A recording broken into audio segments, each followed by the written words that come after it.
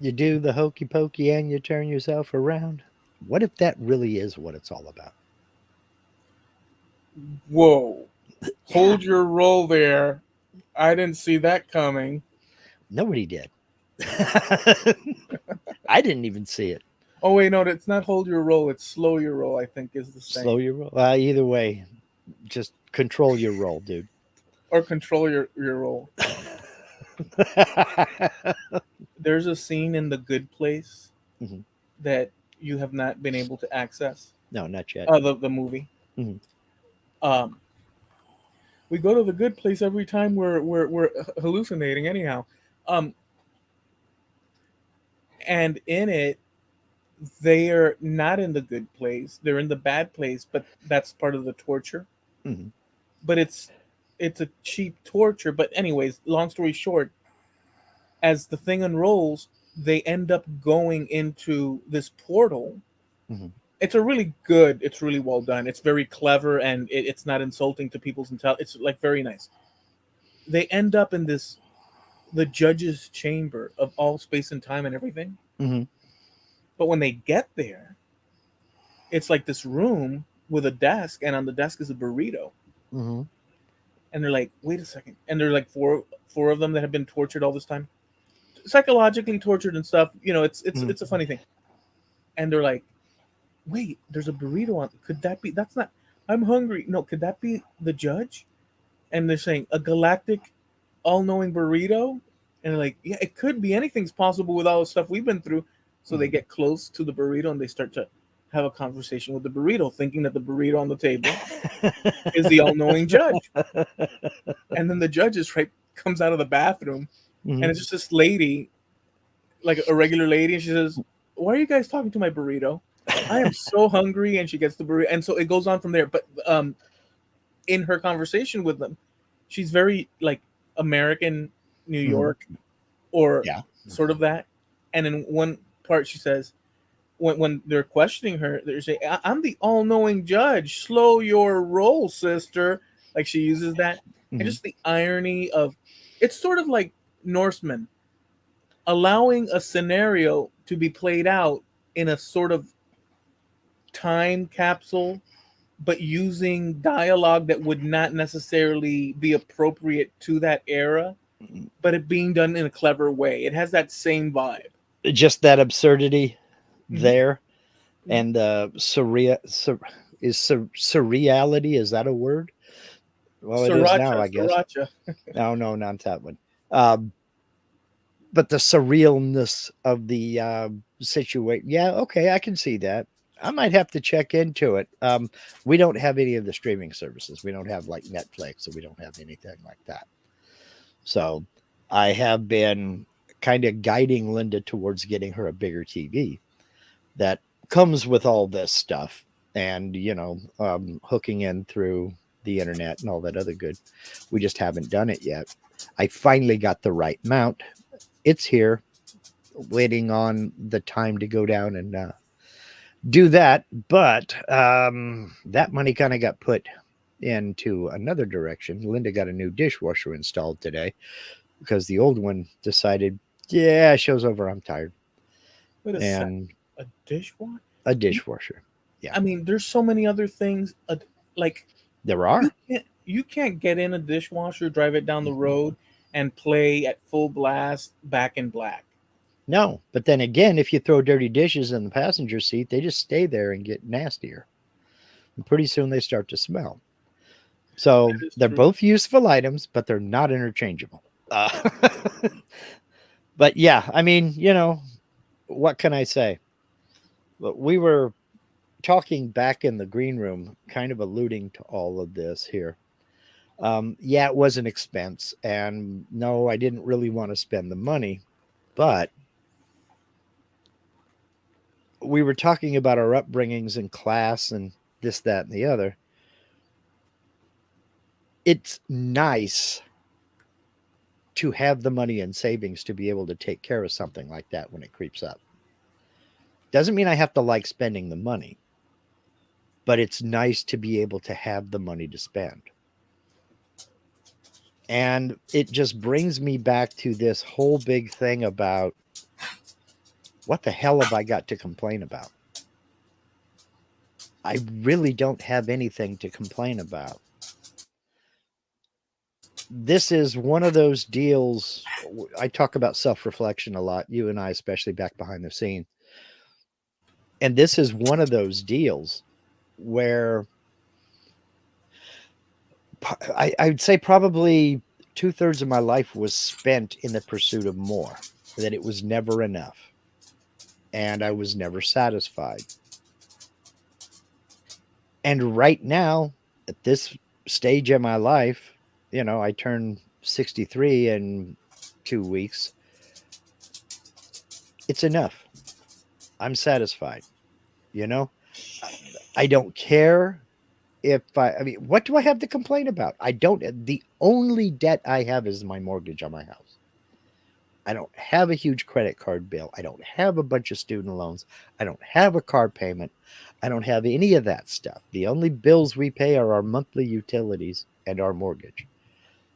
What do I have to complain about? And it took me 55 years to say nothing. I don't have anything to complain about. So, yeah, I didn't want to spend the money, but damn, it's great to be in a position where you had it in savings that you could spend it when you needed it. Yeah. I mean,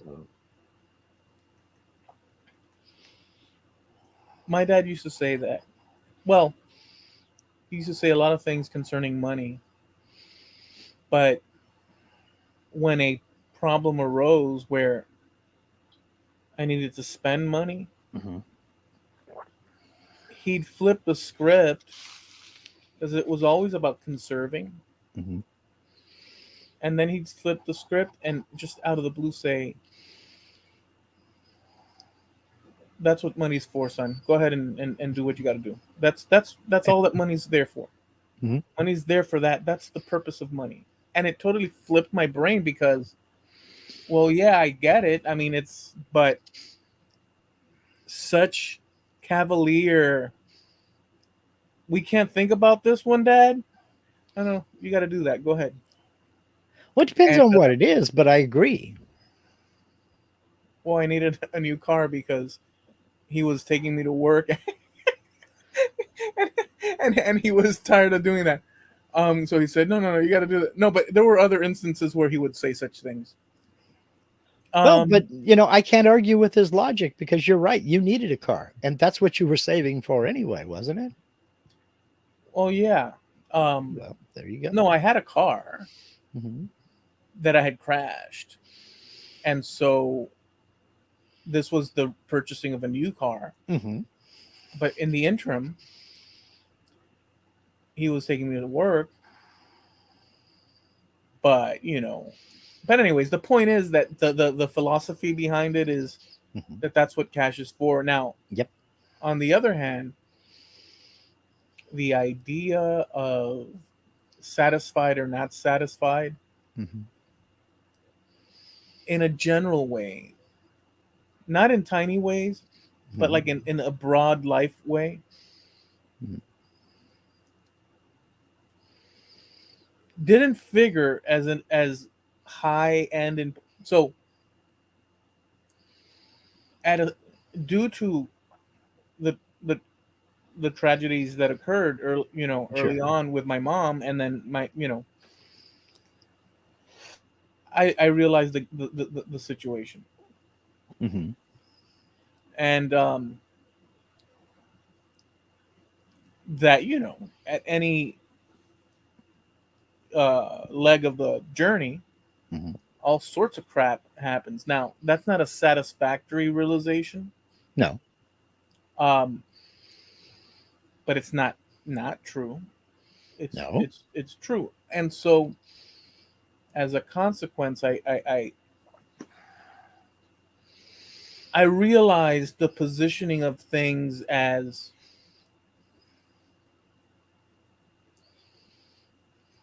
momentary. Mm-hmm. So satisfaction in terms of, or dissatisfaction in terms of, it's only episodic things Mm-hmm. as opposed to a long-term reach type thing. Yeah. Like we're living an experience is what Hmm. we're a droplet in time in a sense, Hmm. and we're sharing the spaces that we share, and we're recording it as we go Hmm. and making sense of it as we go. So I see things like that as opposed to if I don't resolve. I mean, I want to resolve, but I'm saying like I guess you get what I'm saying. I do. I do. And that beats the absolute hell out of always the pursuit of more, bigger, better, faster. There's always going to be bigger cars. There's always going to be faster cars. There's always going to be bigger houses. There's always going to be nicer houses. There's always going to be larger rooms and bigger workshops and more property and all that. But along with that comes more care, more maintenance, more expense.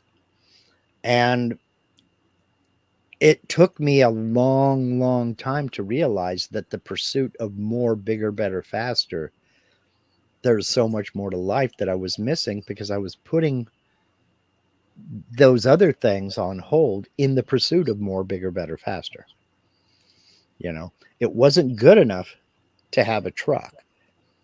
It needed to be faster. It needed to be more powerful. It wasn't good enough that I had a house. It had to be bigger. I had to have nicer furniture. Well, just a place indoors out of the weather that is presentable. It's something that I'm not embarrassed to bring my friends over to. Um, and a place to sit down that is mine, that I'm putting equity into, and I can paint any color I want and put a nail in any wall I'd like to. There's a lot of satisfaction in that. And there's a lot to be said for that simple fact. Yeah. And it's okay to say, this is good. This is enough. Is Oh it yeah. perfect? No. Are there problems? Yes. But there's going to be problems no matter what. You can't get away from problems. They're. I mean, you don't have to go looking for them, but I mean, I will say, and I know this is not what you meant, but Hmm. I'll just say, I don't think that there's anything wrong. Like, if you're into bigger, better, badder cars Hmm. Well, sure. for your satisfaction or part of a Hmm. club, Hmm. and you're into that for that reason, as opposed to the concept of, I guess, you know how they say, like, especially in the 80s, that people were, this is what life is for the standard American, and just a notch above with the yacht, with the this or that, parked out, or the boat parked out, or Hmm. like whatever the thing, in order to meet a certain standard that's Hmm. culturally put on you, then that I don't agree with. But if it's because of your satisfaction, because it pleases you, Hmm. I don't see anything wrong with that Right. either. Absolutely. You know what I'm saying? So why Yes. not, at the same time? We all have our own pursuits, and maybe you don't want a big workshop. Maybe you don't want a fast car. Maybe you don't want that speedboat. That's your decision to make. But the ability to be able to react to any kind of a situation, well, most any situation right now, and have the money to be able to do that. And believe me, we're not rich. We're both on Social Security. She's got her military pension and she's got her civil service pension. I make a little bit on the side in YouTube, and that's great. We don't have to wonder where our next meal is coming from, and we don't have If a bunch of debt to service. if your meal's coming for you, you have Yeah, bigger issues really. to. Yeah, then we moved into the wrong neighborhood. We gotta move in closer into town where there are fewer apex predators. Will my dinner be having me for dinner, or will I be Yeah, having my dinner for exactly. dinner? There's a difference between the dog next door and a pack of wolves. So, yeah, but still, even then, we all get off the elevator on our floor. And when you meet your level of satisfaction, where you can look around you and say, you know what, this is pretty decent. it's enough. I think that's when, at least for me anyway, that was when I hit that place to where I went, what the hell do I have to complain about? I really don't have anything to complain about. Well, so yeah, at that level, I mean, there's a lot that can be said about that. And I think that the wisdom part, and of course the positioning part in, according to the things that Hmm. all plays a part, for you to say that, be able to say that, you know, but there's people on the other end of the spectrum that are concerned about those things, like I said, the yacht and the this and that, Hmm. in order to appear to others as X, Y, and Z and such. Yes, And that is, I believe that that's a trap. I think you're right. I agree with you. And it's a suggested trap, especially back in the day in the 80s and 90s and so on. Hmm. Um, that's what was being put out there on the news or on shows and whatnot. The extravagant and putting it up a notch. But there's some sort of middle place where, like what you're saying, where all your needs are met, Hmm. and so we should be thankful for that. I agree. I agree. I've said it many times, sometimes in jest, sometimes meaning it, that Americans are spoiled. And in many ways we are. But I think most of that is, and it doesn't, it kind of sounds like, I'm trying to think of the word for it. Pretentious. It doesn't make sense. Oh, okay. That we will put a bunch of crap on us, on ourselves in that chase because we've kind of sort of been brainwashed that you have to do that chase, that you have to chase those things. And we've chosen to believe it. But the whole thing doesn't make sense because what are you sacrificing for that chase? Yeah. You know guys in your 40s and 50s who worked themselves into an early heart attack because that's all they did. There are women in their 40s and 50s who never settled down and had a family because they were involved in that chase. And now, if that chase truly makes you happy and that satisfies you within, then that's fine. But if it doesn't, why do it?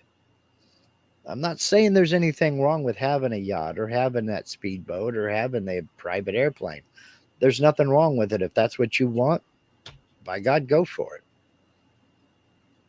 But I Yeah. think that we put a little bit too much on ourselves and it's become too acceptable to um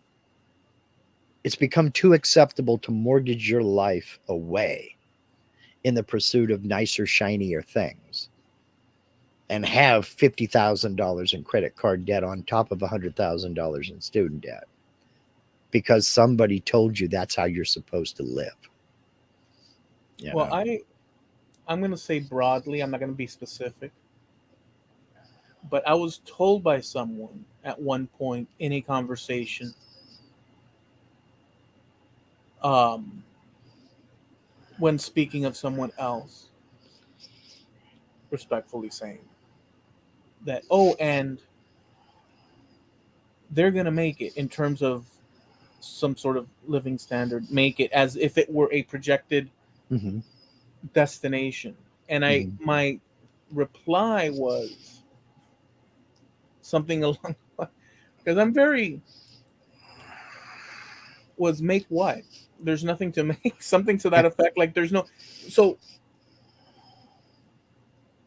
there's nothing to make yeah, in terms of some sort of, um, I mean, there are journeys. Let's get mm-hmm, it straight. yeah, But what I'm suggesting is, who the hell made up that rule of that there's some sort of this and that and that. Um, Yeah. no, I get it. You have to do things, be interested in things. Well, even that, I said you have to. Even that's bull crap.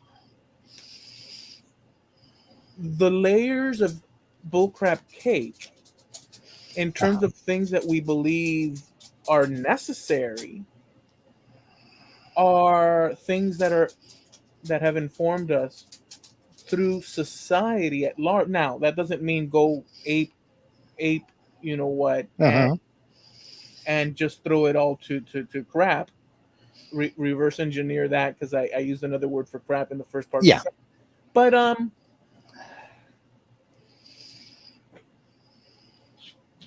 at least the acknowledgement or the awareness, self awareness that we're moving through this space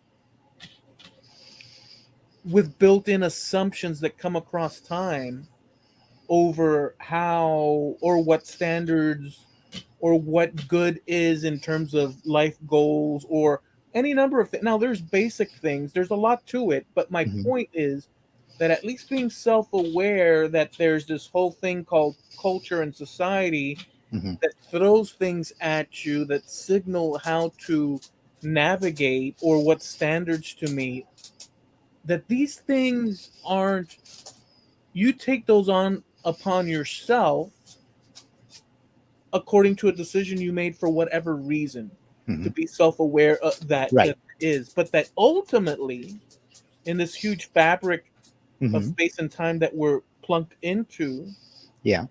um well, hell, there's people that live in a cave somewhere on a deserted Yeah. island with smoke signals, and the villagers in the next island say, Yeah. yeah, we'll send you the lobster in a week. Hmm. And then there's people on the other extreme, Yeah. and just good and bad, better or worse, I don't know. Yes, to me, I know what good and bad and worse and this and that is from my perspective, and I might change my mind every now and then. Yeah.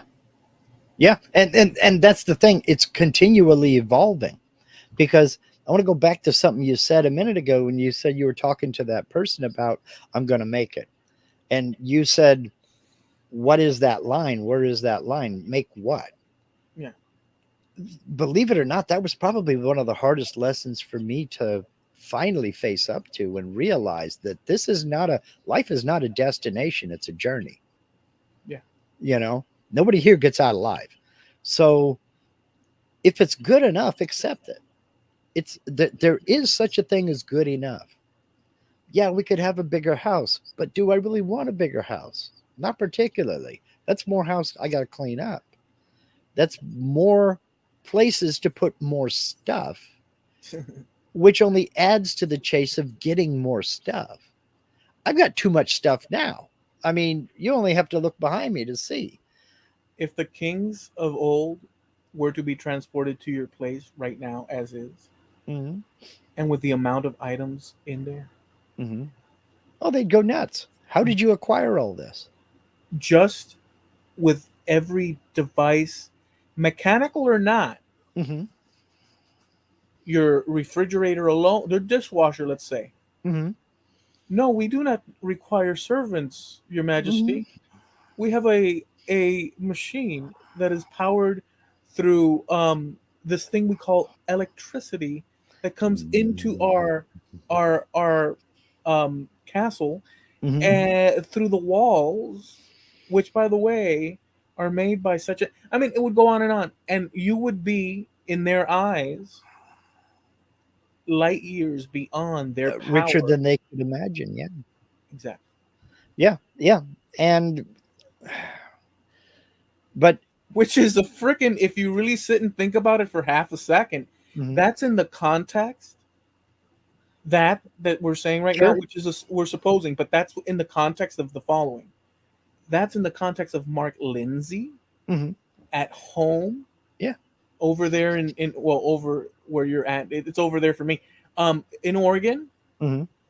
in a town adjacent to a city, within a state, within a country, within this planet Hmm. of people that have more or less the similar or adjacent sort of Yeah. economic, more or less.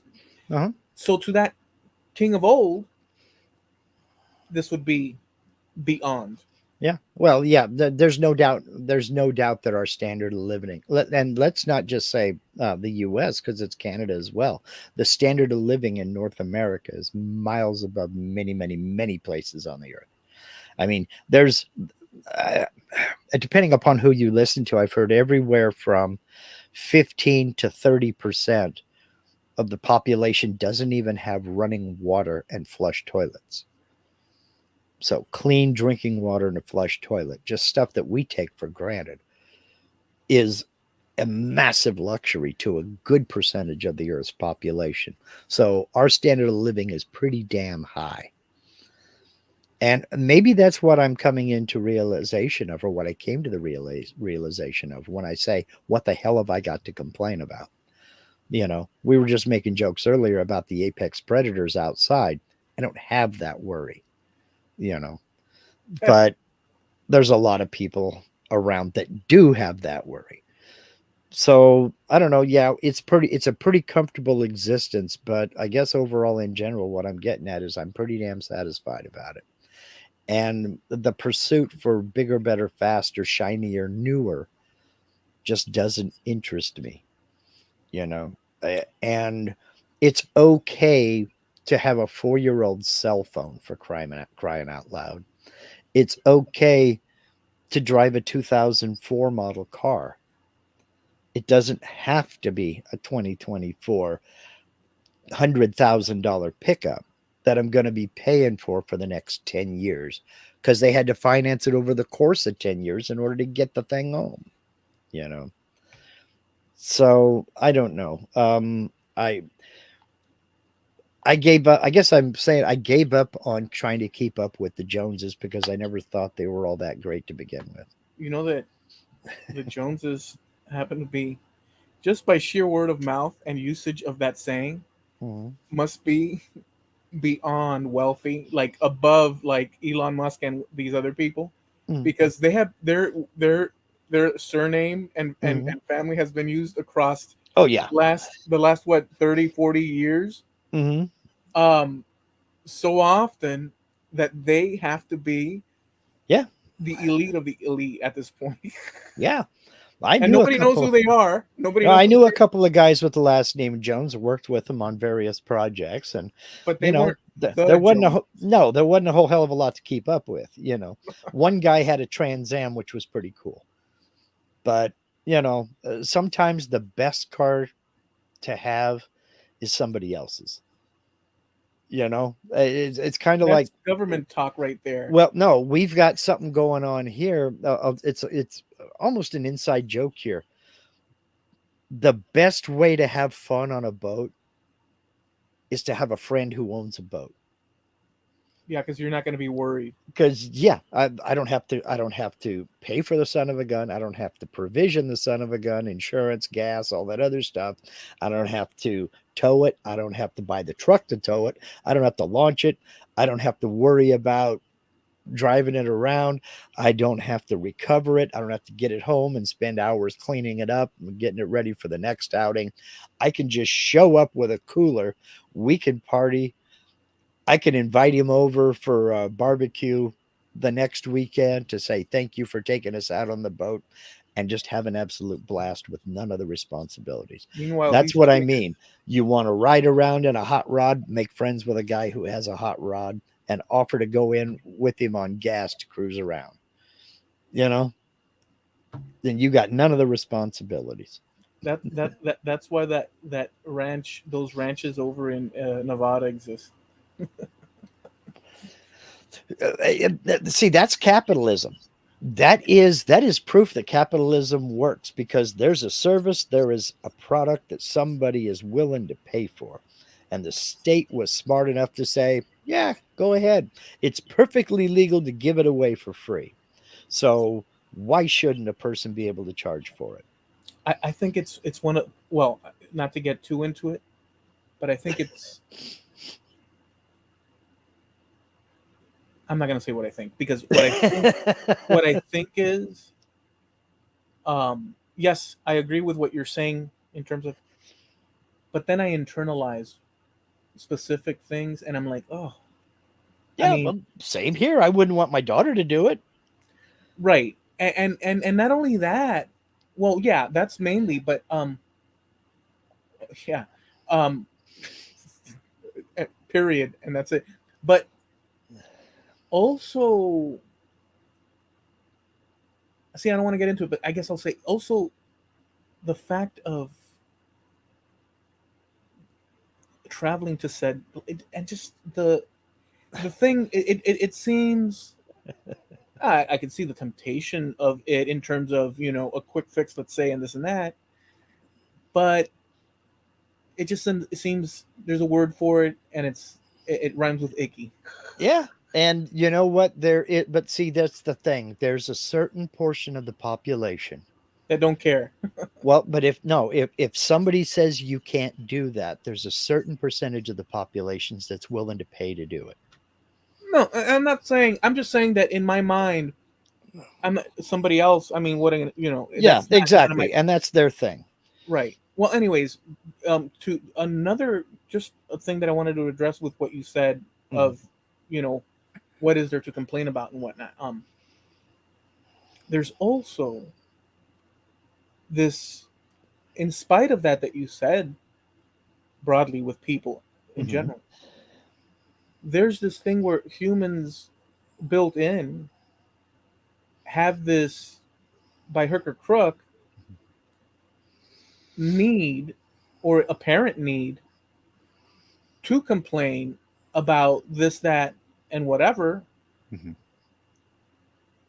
on an ongoing basis. If if Yeah. if if it's if it's ticking, if the person's ticking and moving about, there's something to point fingers at. There's something to Right. complain about. There's something on any number of. I mean, it's like everything is seems to be some of that. Some things more justified than others, especially when it affects more people. You could argue, but even mundane things, Yeah. people are constantly complaining in spite of the awesome advantages that they have. And that's because they don't see what they have. And there isn't a general sense of gratitude. That's to me, that's seen as kind of Pollyanna. The thankful for what you got, basically. That seems kind of old fashioned and passe. You got to get out there and you got to go for it, and you got to do this, and you got to succeed. Well, define success. I think pretty much if you don't owe your soul to the company store, you have succeeded. You have won the game when the toys around you are yours and you don't owe anybody for them. To me, you have won the game. Oh, You I mean, know, but we like again, we eat. Everybody gets off the elevator on their floor, and if right. there are certain things that you Want.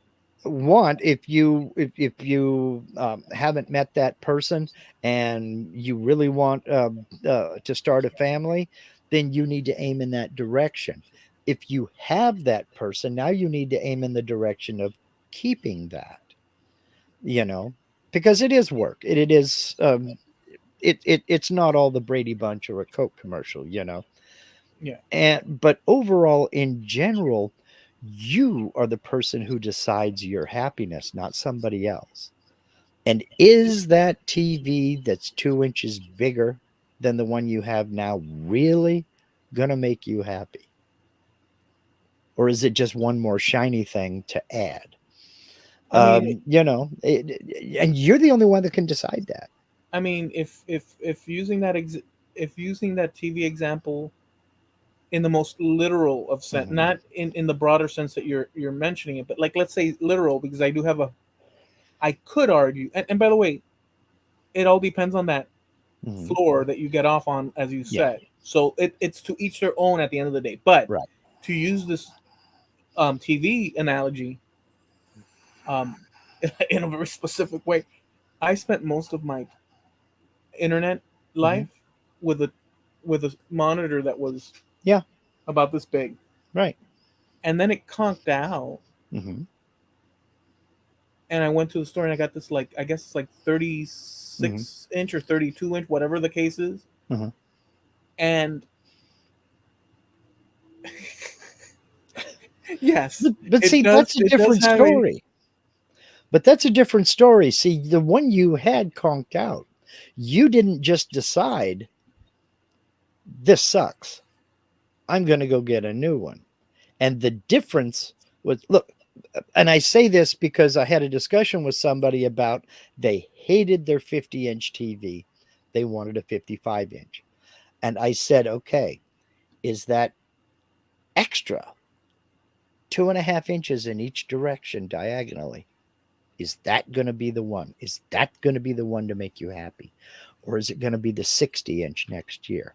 Or is it going to be the 70-inch the year after that? well, it might You be. know, yes, but what I was trying to get, the point I was trying to get across to him was, if the 72-inch is what's really going to make you happy, why waste your money on the 55? Go for the 72 now. You know, you, graduated happiness is premeditated disappointment to me. If your end goal is to drive a Mercedes, why buy every crappy step up? Just take what you got right now and drive it till the wheels fall off while you're saving up for that Mercedes. Okay, so I think that the answer is obvious, that people have their own thing. Sure. But if we wanted to organize what's going on with things like that, like, why do you Mm-hmm. arrive at your conclusion, Mm-hmm. me at mine, and some Sure. conclusions are closer than others. Like, we're pretty closely aligned in a lot of Yeah. different things when it comes to certain big questions, or like stuff like this. Like, we're not far out of the ballpark by any stretch of the No, imagination, no, which is not an at all. amazing thing. Um, it's an amazing thing to say. But there's others. It's not Mm-hmm. like this is radical thinking necessarily, Mm-hmm. but there's people that are totally different than what you're saying. Yeah. Sure. Um, and if we wanted to box or categorize this situation that you're talking about a little better, in my mind, Mm-hmm. we do okay. What I believe is, that sounds reasonable. Mm-hmm. You live in your paradigm. Mm-hmm. I live in mine. Mm-hmm. Our paradigms communicate with each other. They're adjacent to each other and other paradigms of other people, and coincide in many ways. And in other ways, things can take a turn Mm-hmm. to the drastic Yeah. in how we perceive the world. Sure. Okay. Um, in ways that I could. So, in other words, unless I were, hitching a ride in your head and took a look, it very well could be, Mm-hmm. and vice versa, that by taking the helm of that freaking cockpit, Mm-hmm. when you open your eyes and perceive the world, you could be in freaking planet Uranus 19. Mm-hmm. Grab a roll. Um, because there's a lot of different things that mean there's a lot of different categories that may be situated in different Sure. places, that make things, or that define the world around you, so radically different than what I would, or vice versa. Sure. And you might be, wow, yeah, okay, I can see we're still on Earth, but boy, this whole area. So, anyways, um, your paradigm, my paradigm, there's a lot of coinciding things. Maybe some things, I don't know what that would look Sure. like. But we also live in another paradigm, which is our local areas, Mm-hmm. followed by the country cultural paradigm. Sure. And there's all these things happening. So, in a sense,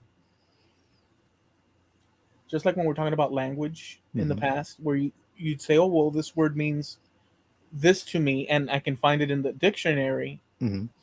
Here it is, Eloy. And then I come back and say, well, I don't use that definition, Mark. I use this other definition. And then you say, well, yeah, that's there too. but why use that one when you can use it? Like stuff like that. Well, Sure. that applies for goodness sakes to freaking everything, dude. Yeah, it You does. It does. Yeah. And because you're filtering it through personality. And that's an excellent point, in that what is satisfactory for me may not be satisfactory to you, and vice versa. Yeah. So, and that's part of what I mean when I say we all get off the elevator on our floor, because what Mhm. makes you happy may not necessarily make me happy. Yeah. And that is a very, very real thing. But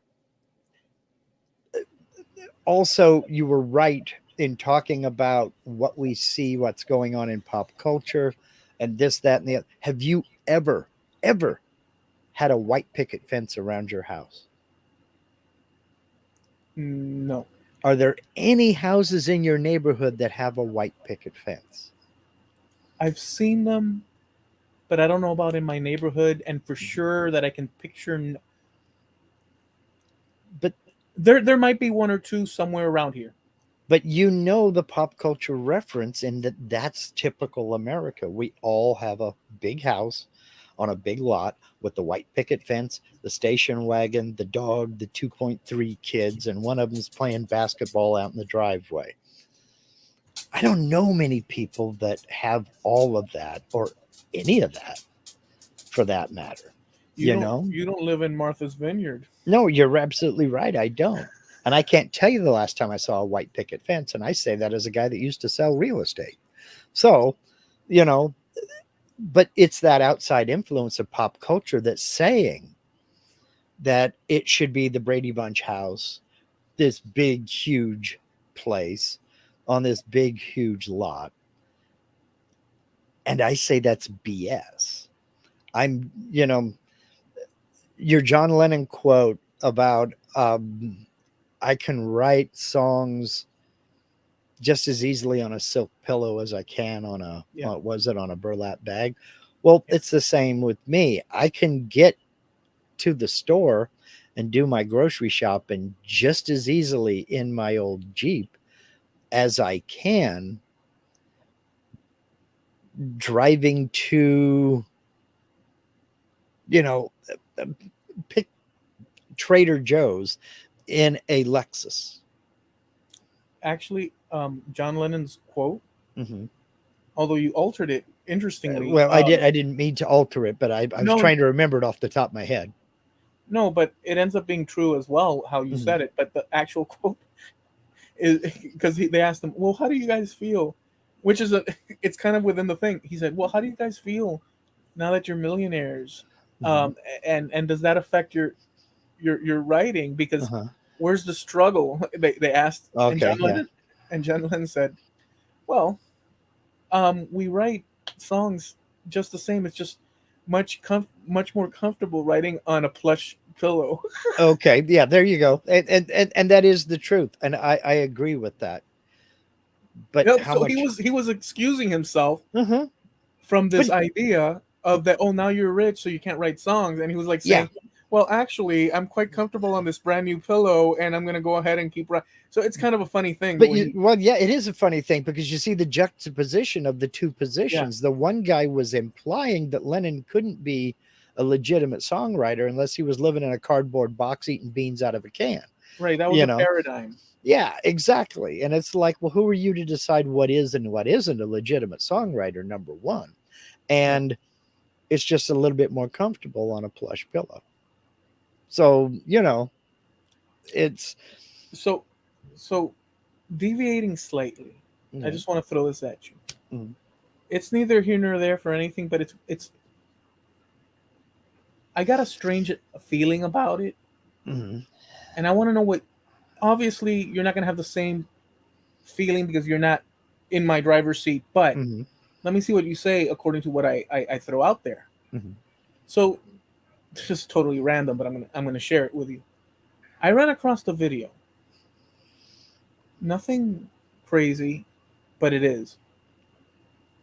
Where the video that was uploaded to YouTube mm. was a 12-hour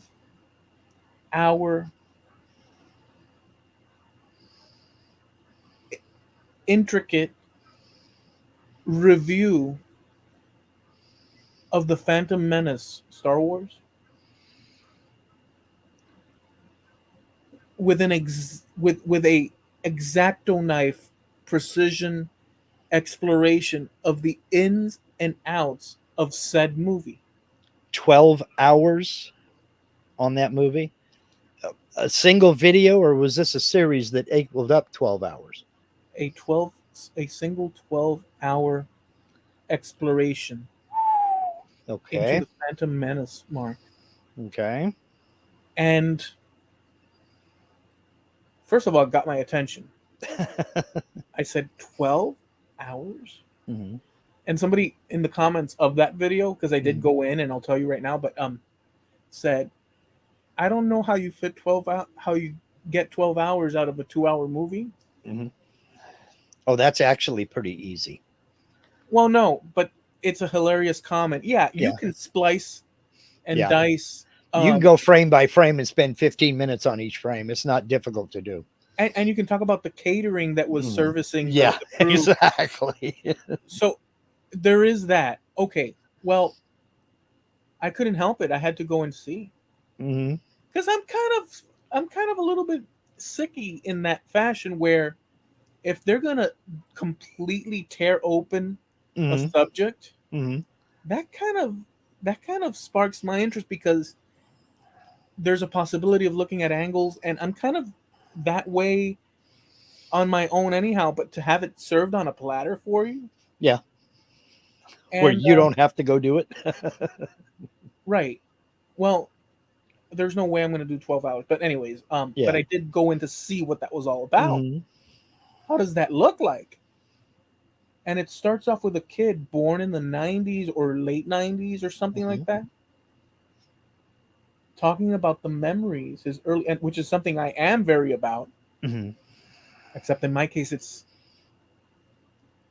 placed inside the 70s into Hmm. the 80s and so on. Sure. But this kid, adult, Hmm. was a person born in the 90s, Hmm. being very opening, beginning with very vivid snapshots Hmm. of his life being held by the hand by his mom, taken to see the Phantom Menace, Hmm. and the springing images that to him were like what we talk about when we were kids, Hmm. Just magic. flashes. Yeah. When I went to see the movie as a full adult Hmm. and then some, that same movie, Hmm. I saw it as an adult, but he's explaining it as a kid seeing it like I Hmm. would going to see Annie with my aunt and her and her then boyfriend, future husband, Yeah. and him being precise and such and this and that from his generation. And I was intrigued Hmm. about these things and how they associate, and yet they're different eras, and I was intrigued. But we're talking 12 hours, and Yeah. then the voice goes into this older gentleman talking, Hmm. and the images that were coming on in conjunction. And I'll just wrap it up with this to see what you say. And then I had a thought: is this AI? Hmm. Is this AI? I'm not above thinking that there's people out there in their basements Hmm. that are sitting doing things as crazy as creating a 12-hour documentary on the backdrop of the Phantom Menace. That's totally within the realm of human possibility. I mean, for goodness sakes, there's people with live humans shackled up in there at this moment that we're not aware. Um, that was a macabre Yeah, it ir- was. irony. You went dark quick. But just to show the tapestry Yeah. of insanity of the human, there's billions of people on Earth. So I thought, is this AI? And I can't tell you that it is or it isn't, because I thought quickly, couldn't you just program AI to create a script, to create voices, to create pictures, to create? You can. You And I can. felt, and anyways, to wrap it up and see what you say, I felt uncomfortable by that notion. Hmm. Very uncomfortable. Well, I don't want to say very uncomfortable where like I'm like yelling, but Hmm. I felt an ickiness, Hmm. and I proceeded and I said to myself, I'm going to tell Mark about this, and I left the video. Actually, no, let's wait. I'll tell you right now. Did Yes, you? I So left. you did? I left Did it. you get all the way through it? No, no, no. I just saw the a little bit of the like 10 minutes of the intro. Oh, okay. Um, on the technical side, there are ways to tell if it's AI. Slight mispronunciation of words. If somebody in the script, if it hasn't been proofread very well, you will, they miss a space after a period, and the AI voice will read that period as a dot. They'll pronounce it dot. He said, yes, he could dot go. You know, AI is not quite there yet. It's quite possible they used AI to create the script and it was voiceover people doing the actual voices, because you and I can see that if there's a period, we know that there's supposed to be a space there and we'll take that breath. But the, on the technical side, it's possible that was AI. But also on the technical side, with the software and the technology that's available to all of us right now, a lot of it for free, there is nothing stopping someone from making that kind of a presentation. Just a guy in his in a bedroom in his house or in an office space somewhere. There's nothing to stop somebody from doing that. I've seen some absolutely fantastic things on YouTube or on other platforms that you would swear was a professional um, production. That this was a huge production team uh, of media, and it's just one guy or maybe two people, and maybe they had three people doing all the voiceovers to reflect certain ages. You know, maybe it was his little brother or his cousin or his nephew or something that did the younger voice, and then he's doing the medium voice, and maybe it's his dad or his uncle doing a later voice. That happens.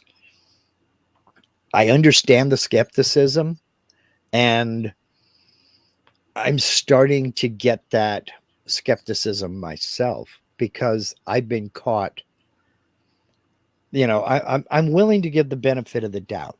I'm watching a video and we've got these scenes going by, and the voiceover is right on point and talking about the topic, and it's like, wow, this is cool. And then all of a sudden there'll be a mispronounced word, or like I said, they'll misinterpret where somebody didn't put a space after a period, and they run two sentences together and then pronounce that period as dot, and then it's like, boom, it just shattered the illusion. This Yeah. is AI. Well, mm, okay. There's a lot there, but I think that there's going to be a situation, which let's call it the vinyl revolution Okay. of online stuff. Mhm. Um, you know, I'm using that as a crafty example, which is probably bad, but I'll explain it.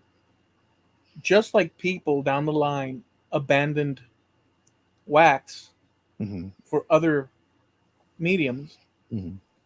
but then looked back and found a fondness of going back to a source that was more earthy. Mhm. I think that as time progresses with this AI, with all the innumerable benefits that can come from it, and we don't even know what that looks like. But there will be a segment of um,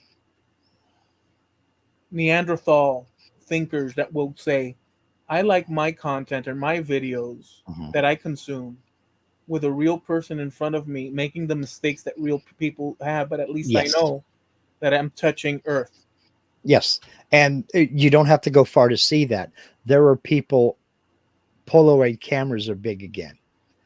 Super 8 film is starting to come back. There are people digging out old movie cameras and buying film for them and shooting on 8 millimeter film again. They then have it digitized to be uploaded, but it's being shot on 8 millimeter film and edited the old fashioned way, the way I used to do as a kid. So you don't have to go very far for that. Um, you talk about the vinyl revolution and what have you. Sometimes the simpler technology is, and this is a big thing to say. Sometimes the simpler technology is the right move. And I can use one album to prove my point. That is Dark Side of the Moon. You, I'm sure, have done it. Dropped the needle on side one and didn't pick it up until side one was over and listened to the whole thing straight through. And you know how the songs blend from one to the other with no gap. And it's engineered and recorded, produced in such a way that it sounds like one continuous performance of that side of the album. But then each track was digitized and uploaded and everything. And you don't really realize, and people don't really realize today who didn't experience it the way we did, how difficult it is to eliminate that gap between the two songs so that it does flow from one to the other. When you've got separate track listings, there was always going to be that momentary interruption between tunes, and it makes it a completely different experience. So, my opinion, the absolute best way to experience something like that is bust out the old vinyl and drop the needle on side one and listen to it the way it was intended to be listened to when they made it. And that digital doesn't quite cut it. Yeah. Sometimes old school is the best school, I guess is what I'm trying to say. Yeah. Well, um, full transparency, I just one time heard Dark Hmm. Side of the Moon Hmm.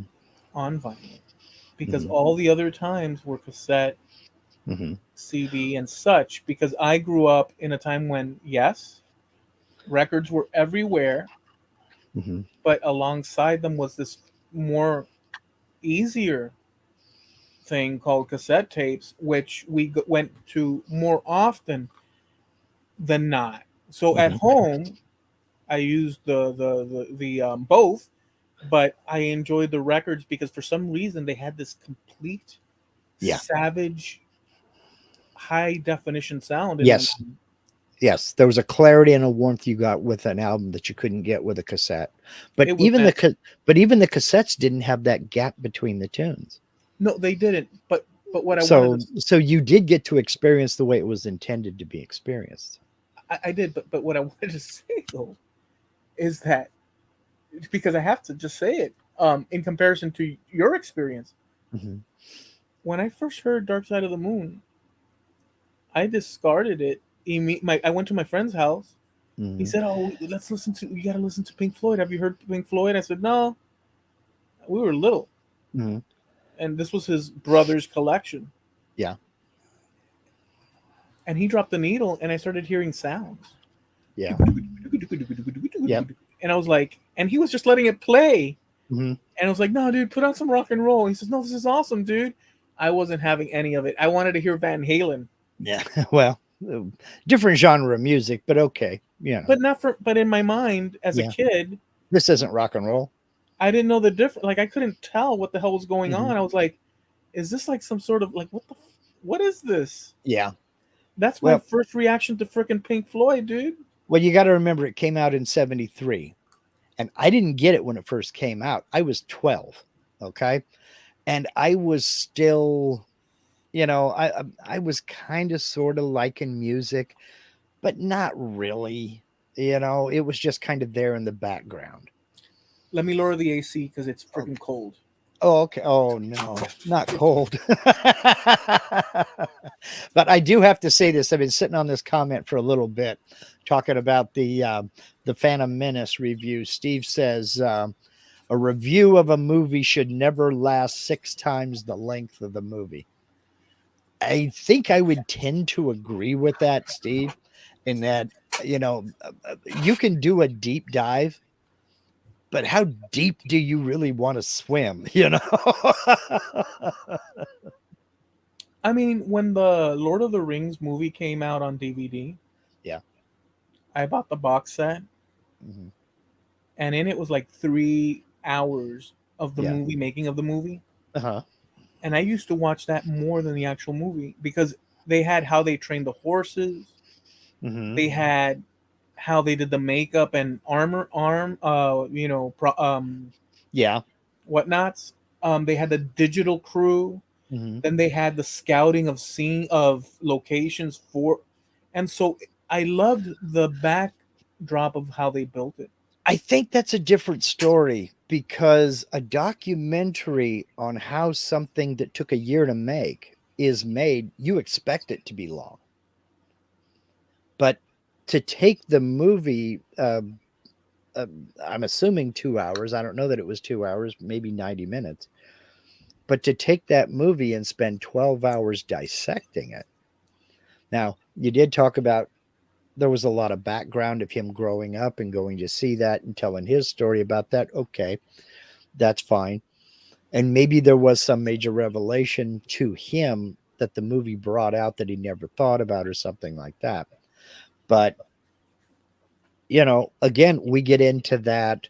Everybody gets off the elevator on their own floor. Maybe he felt compelled to make that to get his thought processes out. Maybe there was a point to it.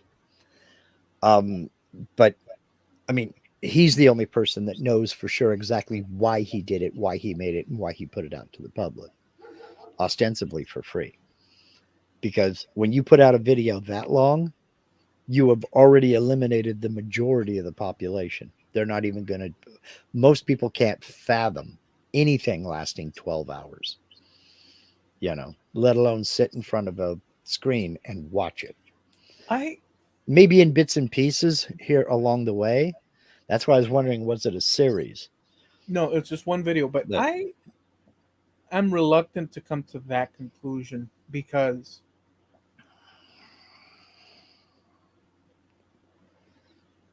the assumption of what other people would do at the level of like all possible YouTube viewers. Well, and I didn't mean to imply that. That's why I said a vast majority of the population is not going to click into a 12-hour. But to be fair, that is true Mhm. for everything that Yeah. might be put up on YouTube because most people, I mean, what we're seeing is just pockets of things. Hmm. Now the question is, Well. well, the question is, I can't picture it as well. Mhm. Don't get me wrong. I'm not trying to. Yeah. All I'm arguing is that what I think as reasonable, Hmm. which I share in common with you, is not all there is to think in No. terms of what people are capable of consuming. No.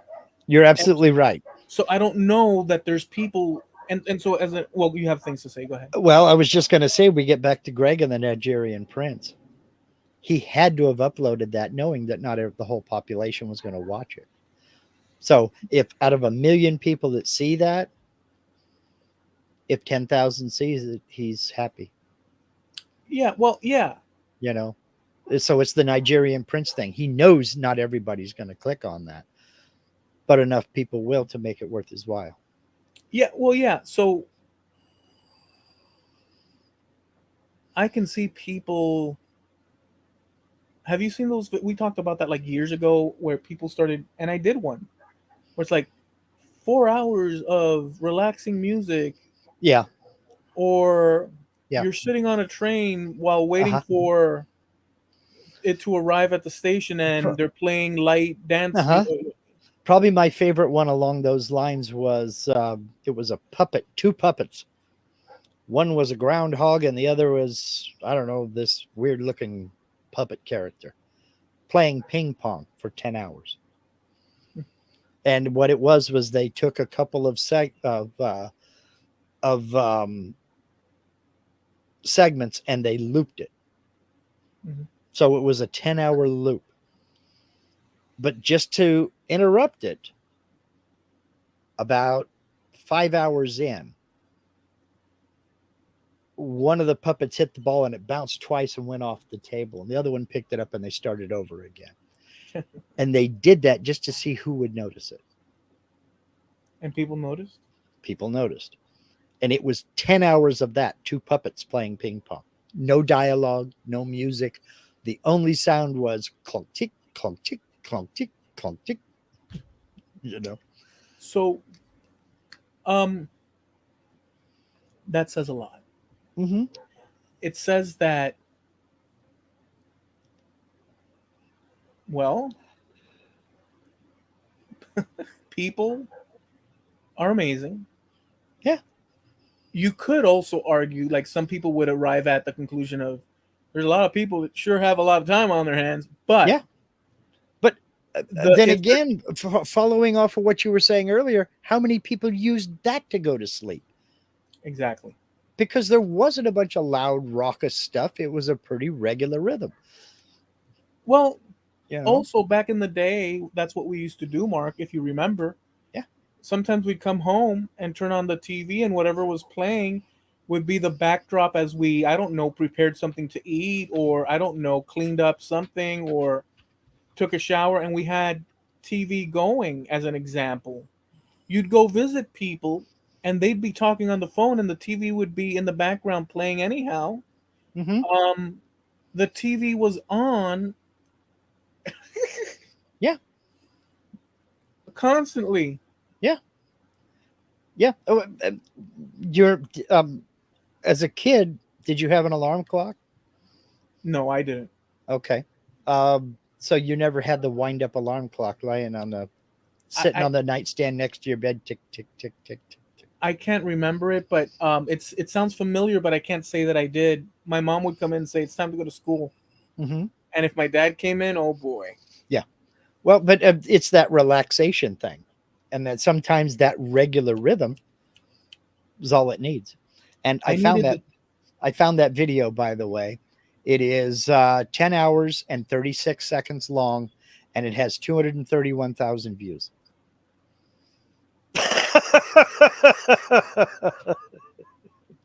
Yeah. Well, you remember Andy Warhol's video or film of Man Eats Burger, Yes, and it's just the first mukbang, the what? the first mukbang. What's that?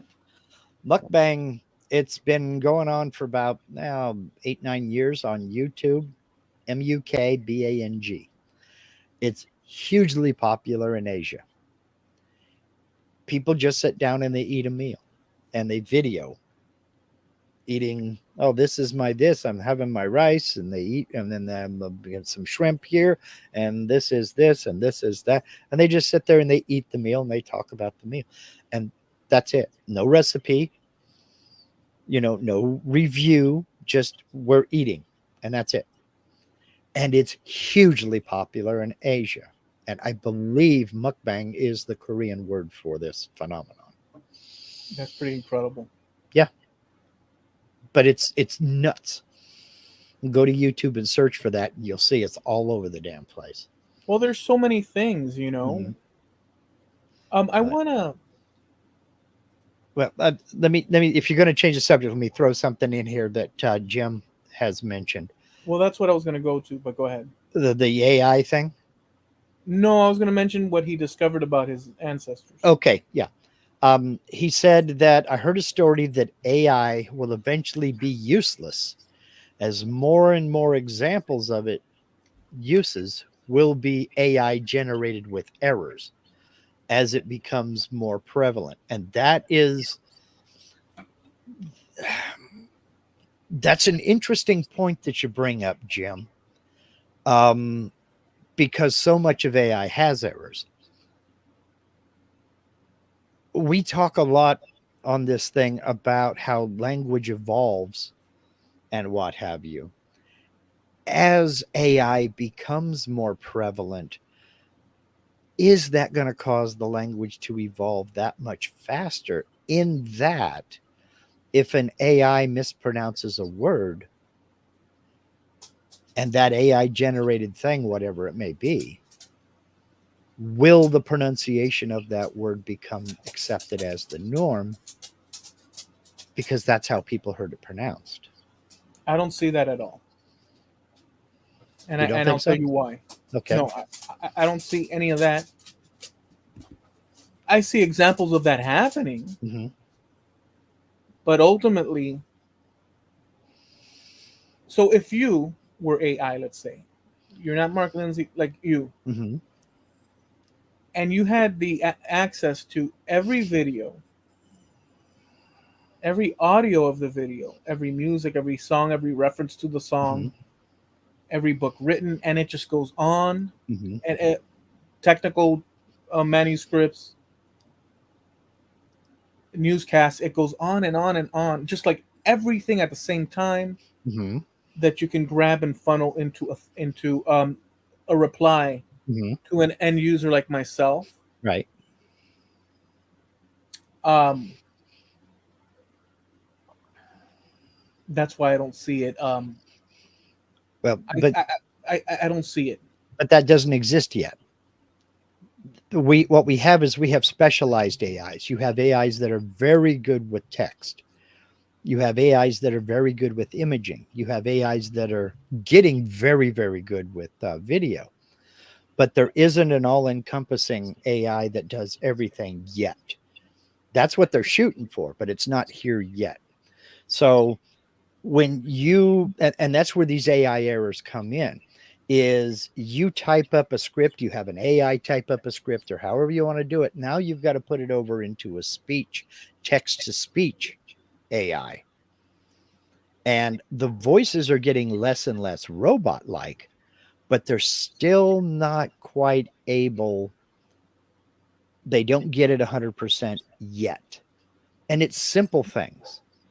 Um, like we have different ways of pronouncing the same syllable depending upon the word. Like you say progress, or you say progress. You say produce, or you say produce, just depending upon the situation. It's the same word. But if somebody says, and this is how AI is getting tripped up, if you're watching a video and they're talking about, I met them in the produce section of the store. Red flag, that's AI. Nobody calls it the produce section. They know it's the produce section. But the furthering of your conclusion or Mark's Mm-hmm. Jim's conclusion. Jim's conclusion, and that you say that you see as and you Mm-hmm. have examples of, Mm-hmm. there's examples of that Mm-hmm. because it's doing that you're saying, Mm-hmm. and a little bit of what I'm saying, but not all encompassing Mm-hmm. like you explained. Mm-hmm. So that part's not there yet, Right. But um it's coming. Trust me, it's coming. but and I've run into that you said too in certain things, and I say, oh well, that's AI generated, and Mm-hmm. it's a turnoff. Okay, Yeah, it's a killer. It's a mood breaker, but mood killer. if the person producing it using AI Mm-hmm. under the limitations we have now refilters it or reviews it before Mm-hmm. he or Right. she uploads it sufficient times till they get it molded the way they want, Right. that's a different story. That's true. And if it will learn, and that's a big part of machine learning, of the whole AI thing, is will it learn from its mistakes? Yeah, And that's possible, and they are working on that. And in some ways, they've been successful. In other ways, they haven't. But let's not forget the number of people that are using AI. You can go on YouTube right now, and you can find thousands of channels that are 100% AI created, and that some of them are quite successful. But these are not the only people using that AI. So if you take the big ones, Chat GPT, let's say, probably has the most users of all of the AIs out there. If Chat GPT makes a mistake or doesn't quite get it right, and you have millions of people propagating that mistake or that error, how long before that error becomes real is where it's I'm only getting at. it's only it. I mean, if it's a if it's a specific thing like produce and produce, Hmm. the problem is that there's instances of that already. Hmm. And okay, so let's not even get into the weeds on that. I'll just say this: obviously, Hmm. this is going to change a Hmm. lot of things Yeah. because it's in the society. So obviously, now what those a lot of things are is anybody's bet. But Right. obviously, anything new Hmm. introduced, and if it gains traction, is going to have an effect. So Yeah. So yeah, you're 100% correct, and that is how language evolves. Is it becomes to mean one thing, and other meanings might drop away, might go away, or there it may be used in a pop culture reference and taken the wrong way, or even misquoted. And uh, that's happened. I mean, a lot through history, a lot through history. There are a lot of things that are attributed to Mark Twain, Will Rogers, and Winston Churchill that they never said. But we have accepted it in our collective consciousness as, oh, that's a Mark Twain quote. yeah, One that I can think of right off the top. It's not the size of the dog in the fight, it's the size of the fight in the dog, is attributed to Mark Twain a lot. He never said that. The first reliable source of that quote was Dwight Eisenhower during World War II. So, but a lot of things get attributed to people that never really happened. So, so evolution of the language is a slow process, but I'm wondering how AI unintentionally, how fast, how much that's going to speed up that process, that evolutionary process, to where, who knows, maybe in 15 years the younger generations will be calling it the produce section, you know. well, any number of those things Sure. is going to happen Sure. because things Well, evolve anyhow. So it's not whether well, and AI. this was more of a rhetorical question. I don't expect an answer, and I don't No, because we expect don't I'll ever know. get one. It's open ended, you know. We don't know, but something will change. Mhm. Many things will change in the ways that Sure. we can't even picture because we simply can't picture, and errors are going to be introduced into that. Mhm. Um, Jim has one here. Says, yeah, but people won't start growing an extra finger to conform to the AI standard model. Yeah, that's true. That's true. yeah, my only pushback, if it does become this great thing, Mhm. and even that you can argue, but in the case of speech and such, I can only picture if you want John Wayne reproduced. Mhm. You can do it. I don't see them messing that up. I mean, I see it in this spectrum Mhm. as more likely. Most of the time, it's not going to screw it up. Mhm. In some instances, it may for X amount of reasons. Yeah. But as a whole, I don't see a all-encompassing AI unless it becomes self-aware, as they say, and I don't even know what that means, because I really don't. But if something like that were like something like apocalyptic or whatnot, Hmm. some people suggest that AI will eventually realize that they don't need humans other than to change out the cartridge in their vast cable network, Well, and so they'll go about it'll go about the task of creating sufficient means to um, sort of like cascade well, events so that humans are then trapped in basically a matrix situation. well, as long as we have the ability to reach over and unplug something from the wall or flip a switch and it goes off, we'll stay dominant. But we So don't. I'm not worried about that as much as I'm worried about other things that people can do personally sitting down in their basements to ruin reputations or, destroy No, companies or what have you. no, I'm but more concerned with that than an all encompassing AI deciding I'm obsolete because in many ways I am. no, but okay. So I mean, anything that's pre-internet in terms of putting all our stuff on the internet and Hmm. paying bills and banking and any Yeah. number of very specific things to each individual Uh-huh. was relatively safe Hmm. in that access to it was in its individual um, outlets such as the bank, the this, the Oh, that. yeah, and the amount of time it took to get information from one or another, and there were so many roadblocks in the way you couldn't do it. It just took too long. Now, just pick a person, and if you search hard enough, you don't have to spend much time at all to find, you know, name, address, phone number, social security number, and then now we can get into banking details and stuff like that. And So, before, the verification was your face, mhm, an ID, signature. and you're at the place that you need to be. Yeah. Whereas now, m- so basically, you get the picture.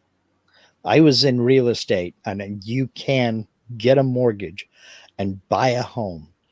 And the only time you ever see a person in that process is still at closing because you have to appear and sign documents in front of somebody who's going to notarize those documents and physically hand over a cashier's check. That's the only time you ever actually have to physically be with somebody. I used to work in retail, Hmm. and at the place I worked, Lectors, Hmm. housewares, and such, we had a credit card machine. Hmm. My concept of credit card back then was a little thing that you swiped Yeah, you put the carbon paper stack on, put the card on it. Yeah. and they signed it. Hmm. And in some instances, well, actually, no, let me get this straight. By the time I got to do it, there was a computer that you'd slide Hmm. the card in, but then along with that process, you had to have a physical representation of the sale that you did, Yeah. and in conjunction, sometimes the computer pinged back. The customer had to call the credit card company, Yeah. at which point they did Hmm. in front of you, and they Yeah. gave you a code to allow the transaction to go forward. Yeah. Yeah. So think of that in Yeah. terms of now. Well, there were checks and balances in place because we didn't trust the electronic thing. It was so new we didn't trust it. You know. So, anyways, but let me tell you this that I thought the other day Mhm. about this whole thing with AI as well. This is weird. Not really. Everything's freaking weird, but whatever. Yeah. Beagle, please stop bumping into my chair. For goodness sakes, please, Beagle. I don't want to be at sea. Come on, man. He understands. You think that not, but he understood. Or at least the general tone. Imagine AI. See, talking about momentary problems. Um, Imagine AI, and I know we've touched about on some aspects of this, but Mhm. imagine AI that can get so precise that they picture Mark Lindsay's room right where he's at right now, Mhm. 100, 200, 300 years in the future, Mhm. from data acquired from all these lives that we've done, Mhm. you on your own, schematics from the county, whatnot, Mhm. qualifying that spinning wheel. Go ahead. Mhm. Go ahead. No, go ahead. Keep going. But you reminded me of something. So keep going. Qualifying that spinning wheel behind you, and due to AI searching the web, historical records, photographs, knowing exactly which one, and even finding probably Mhm. where that was last purchased, and then just every freaking thing. Mhm. The products that you use to make those wooden things at your local Home Depot, the stats of that, and reproducing 200-300 years from now, plus your face and how the Mhm. back of your face would look just by one turn of your head, Yeah.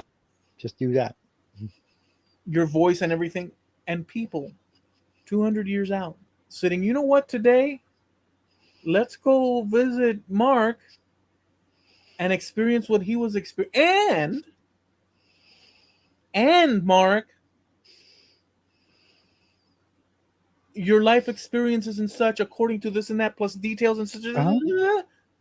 Being able to hold obviously, it's not you necessarily. Well, not necessarily at all, Mhm. but having the best freaking representation while using some sort of who knows what kind of device and such and this and that, transported where they can sit in any position in your room while you're sitting there Mhm.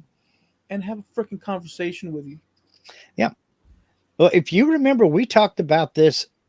Now we've been doing this for over 5 years. Yeah. If you remember, we talked about this very topic Okay. before AI became the big thing that it is today. And there were, it was probably the first year we talked about why we were doing this. And one of my reasons why was because of the whole genealogy thing. And I think you were still new to genealogy. When we started, I was new because when we started, Right. it was 6 years ago that I started genealogy in Okay. So, 2018. okay. So it was in 18. That was about the time that we were doing this. It may have been within a few months of each other. When we started with this, I Mhm. had just Steve had just said, and I don't want to get us off track, but just to place the Right. timeline, had just said, "Oh, well, you seem so interested in this," and he gave me access to build a tree Right. on his and I don't want to get into it, but that was Yeah. 6 years ago. Okay. So then it's closer to then it's 6 years we've been doing this, not five. But but basically, I said something about one of the reasons was because of the genealogy thing, that this was my way of having a presence out there so that in 30, 40 years, 50 years down the road, when some of my ancestors or my descendants are going, what did grandpa look like and sound like? Here I am. This is what grandpa looked like. This is how we talked. This is how we moved. This is how we smoked too much. This is how we drank coffee. Um, I would love to have that from my ancestors. I would love to have recordings of my great grandparents. Yeah. I would love to have recordings of, two, three, four generations back, let alone five, six, or seven. So that was one of the reasons why I wanted to do this, was so that people looking for me down the road, I'm easy to find, fairly easy to find. So what you're suggesting, not only is it not out of the realm of possibility, it's very possible that that could happen in as little as 10 years, maybe sooner than that. Depending upon who wants to use it, I think it can be both a good thing and a bad thing. But yeah, the idea that my great great great granddaughter or grandson could get into whatever version of the software they'll be using down the road, could get into that and then come sit next to me and have a discussion with me, and the AI Is picking. answer for me based on things that I've already talked about. I do see that happening. Yeah, that's pretty crazy stuff. It is. I was gonna say that we're thinking of the better angels Mm-hmm. that Sure. Milton Freeman was talking about, because at the same time, it could just also be just, I don't want to dirty it, but because I'm thinking in the better No, side. you have to. Well, but to dirty it, it could also just as well be they say, you know what? Instead of having, Grandpa Mark, let's put him in a trapeze scenario, riding an elephant in some circus with some dagger throwers in the air, just for the hell of it. Who knows what the hell? And then And by that time, I'm long dead, and what do I care? well, no, yeah. But the point You is know, that you get it. You no, but yeah, the point is that we yeah. We the don't know tech how it's used. right, but the possibility on the better side of it, Mm-hmm. on the serious side of it, Mm-hmm. is that that's possible. Mm-hmm. Um, and that's crazy stuff, man. Yeah, it is. It's wild to think of. It's That is wild to crazy think about. stuff, dude. It really is. Because boy, I'm. Could you imagine like your room right now? Like I only see from the camera's Yeah. angle. You imagine somebody that says, 200, 300 years from now, they can literally through their Mm-hmm. something like Google Glass, who knows what the hell, and they can walk into the space that you're in, Mm-hmm. and all the items there, and you there in that space. Why doesn't he Mark, clean that damn thing? Grandpa Mark, or great great great great, can you tell us what 1975 was like for you? And according to, To everything I put out there, yeah. plus extrapolating the Mm-hmm. AI with everything going on in your neck of the woods when you were there, it's just, and the people you would have known, and just the expanse of, and then having that AI version of you explain, Uh-huh. no words, Yeah. Yeah. Absolutely. no words. Absolutely. Um, so Yeah. So long as they spell my name right, I guess I'm fine with it. so anyways, with that said, Jim said that he had found his great, what was it? Eloy will be happy to find out I just discovered who my great grandfather and great great grandfather was. That's pretty freaking awesome. Um, I wish you could tell us automatically. Yeah, it Um, is awesome. yeah, it totally is. I mean, there's nothing quite like that. Yeah. It's got its unique relevancy in a very deep, meaningful way. Yeah. I'll agree with that 100%. It's a cliche to say it, and it sounds corny as hell, and maybe even a little bit cringy. But I happen to agree with the statement that to understand who you are, you need to understand where you came from. Absolutely. And but I do agree with that. And even something like, I don't know, I'm in a weird position because, I'm listening to you. Give me a sec. okay, I'm in a weird position because having great grandparents was not foreign to me. I mean, I grew up around my great grandmother on my dad's side and on, well, both great grandmothers on my dad's side. I never met my great grandmothers or my great grandfathers on my mother's side, mainly because they lived in Texas and passed away there. But on my dad's side of the family, I vaguely remember my grandfather's father, but I married Linda in 1988 and she met my great grandmother on my grandfather's side. Um, she never met my great grandmother on my grandmother's side um, because she passed away. I was in my 20s. So having great grandparents was not a foreign concept to me. My kids grew up with great great grandparents. That's amazing. Yeah, That's just out of just mind blowing. yeah. My parents were were my grandkids' great grandparents.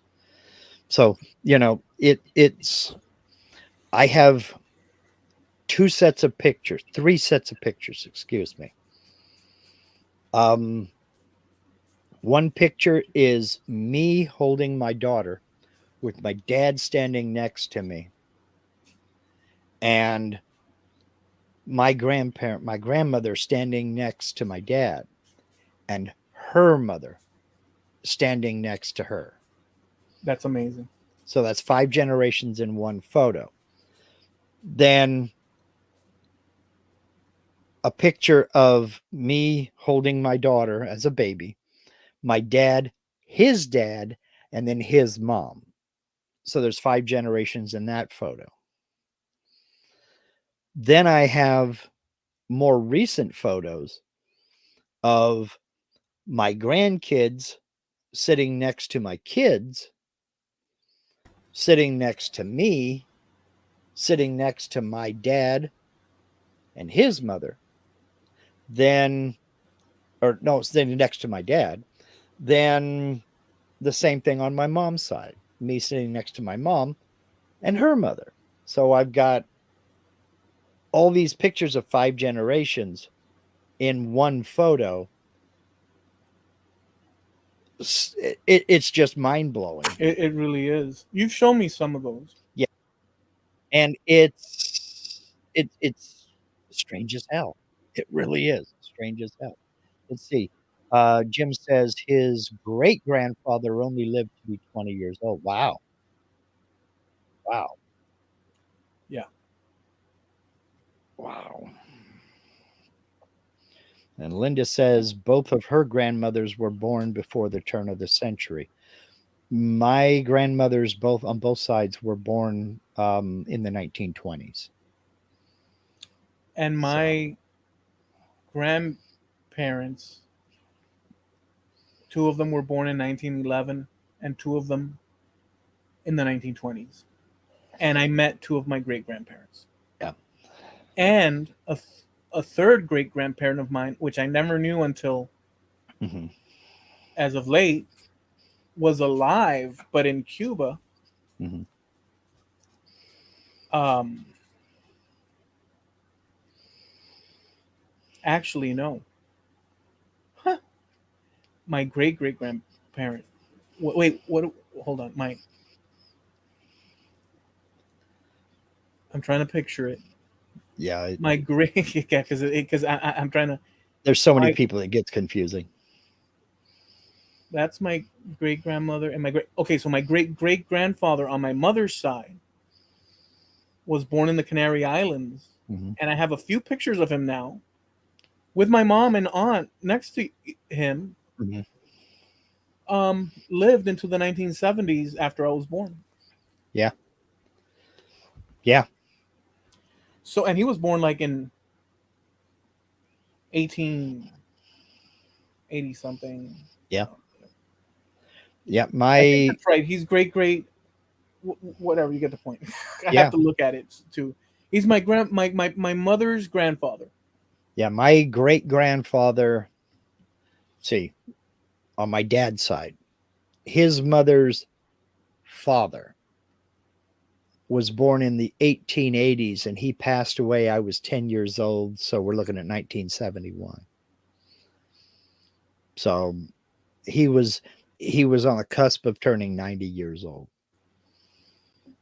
I So I, I want to touch on a slight subject within this okay. that I ran into that it has to do with surnames, and I don't know Hmm. that some of this may apply at some point to people of British ancestry, but a genealogist in the Spanish world, I have him as a friend in my. He's like um he writes books about it and all that. He linked a podcast where they talk about surnames and such and this and that. Hmm. And I went and listened to it. It's to do with Spanish surnames and this and that, Okay. but they have in it the lay of the land of what that looked like. So me being an American, United States American, first generation, all my life, my concept of surnames are the same as yours. Hmm. Even with my family. Hmm. Beagle, stop with that freaking move. Beagle, stop. Come on, man. No, he doesn't listen. Oh, now he listened. Okay. All my life was the same thing that you think, which is Mark, Hmm. Lindsay. My name is Eloy Escajero. Hmm. Um, but in my parents' world, it would have been Eloy Escajero Uraldi, Hmm. or Berta Maria, her first name, Hmm. Gutierrez Jimenez. Hmm. Both surnames attached. Okay, and I knew that now after I started the genealogy thing, but it took me, my cousin from Spain, telling me, hey, no, this is not correct what you're doing to the tree. And I said, no, no, no, no. You put just one name per person and the way you would do it. Hmm. And she says, well, that's not this is not the way. Hmm. And I fought it. I never told you this, but I fought it because I was trained a different way. Yeah. Until I realized that maybe I'm wrong. My tree is Spanish. It's not Hmm. British. Right. It's not British by leaps and bounds. It's Spanish It's a different culture. by leaps and bounds. Hmm. Okay. So I said, well, I'm going to start doing it the right way. So I actually went back and changed Hmm. the way I was configuring it, Hmm. the American way. And it's helped me a lot because, frankly, now you know where to go so much Yeah. easier because everything forks into two. Well, you have all the information, you know. Right there in front of you. There's Hmm. no anyways. But in the podcast, Hmm. they went further and they discussed the situation of, which I find interesting, when going back. Well, first of all, legally, Hmm. even though they were doing it prior, but legally, it only became a thing in Spain to officially put your first name and your first surname and second surname, paternal maternal, in the 1870s. Okay. Prior to that, it was done traditionally and in church documents. However, the further back you went, a Mark Lindsay and whatever your secondary maternal name would be, depending on the scenario of when you were born back then, your father could decide, in memory of my great grandmother, his second, his first surname or second surname is going to be replaced the way I say. Hmm. And so you might end up, even though you were a Lindsay to begin with, Hmm. or by blood a Lindsay, that father of yours says, I am going to now place Lindsay, Mhm. just simply because he, in memory of. Yeah. And this sort of thing happened a lot in the Spanish Hmm. world. So it makes it so when I come around to try and figure out what the hell's happening in my Canary Island tree, why are the names not matching up? And it took me literally 5 years out of the six that we're talking about to accept that surnames didn't follow direct one after the other. Right. And the podcast further went on to say that it was such in certain scenarios in the Middle Ages and even after Hmm. that a Mark Lindsay born in, I don't know, Murcia, Spain, traveling to, I don't know, Toledo, Spain, or Hmm. Toledo, which is the city, our city, Hmm. Toledo, is Hmm. named after.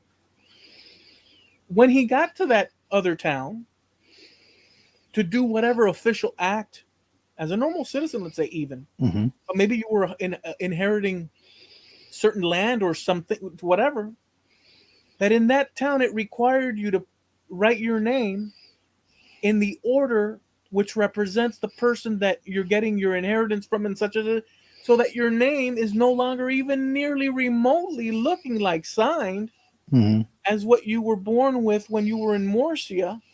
Due to inheritance, you had to accept the new name Yeah. and all sorts of freaking things. So names weren't the way we think of them today, Right.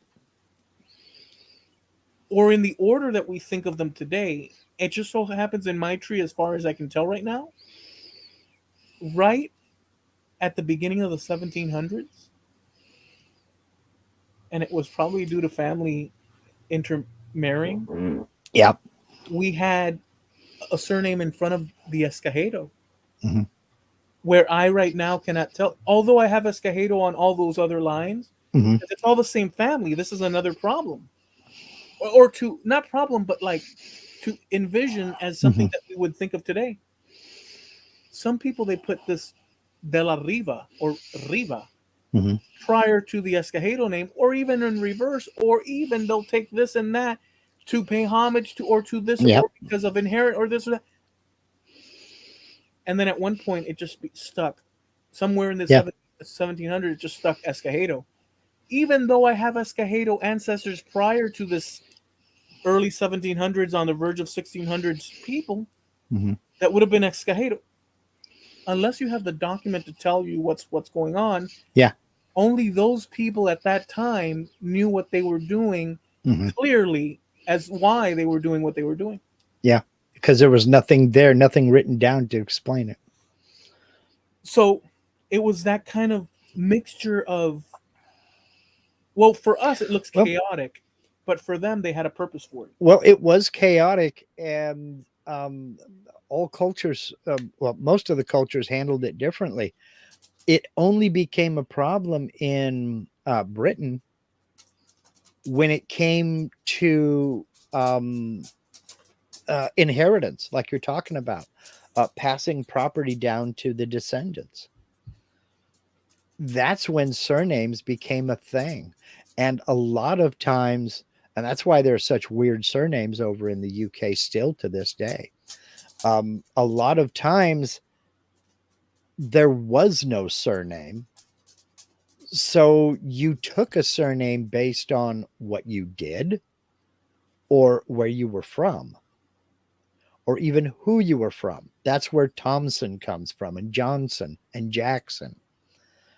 It literally the son of Tom or John of Jack or Well, Jack.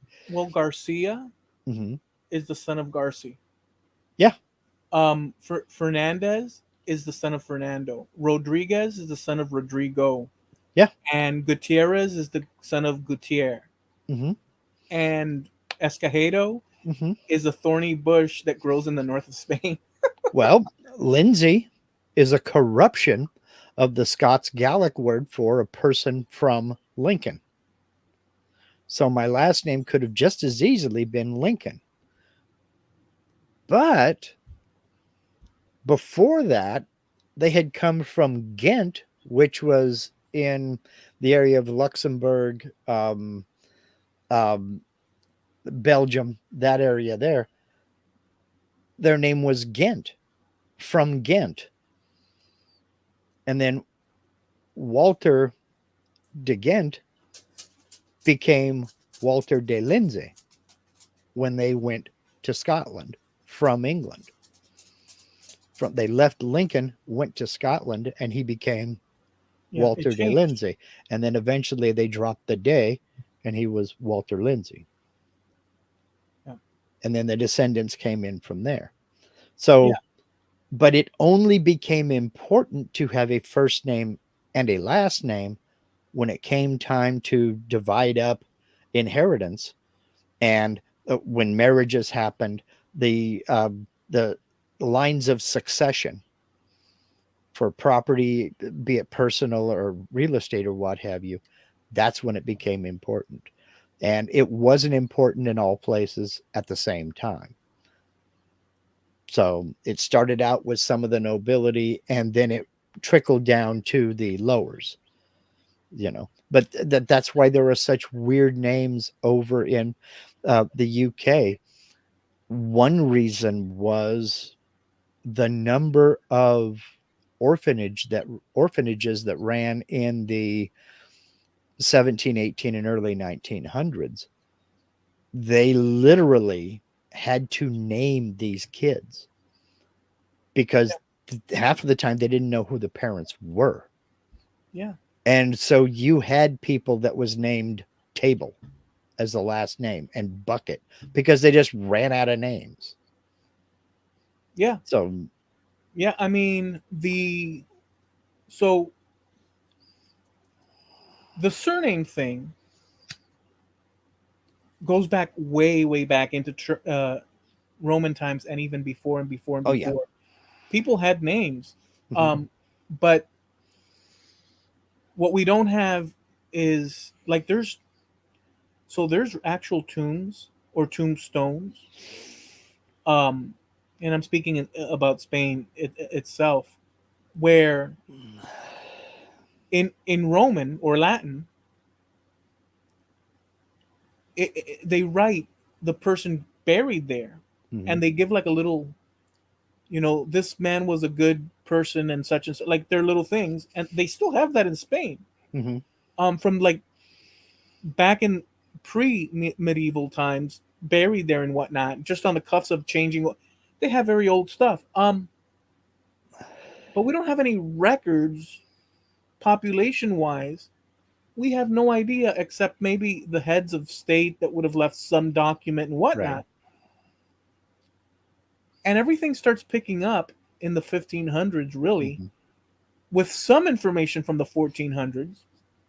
But the common general person, like you were saying, very difficult to. They would have had their specifics.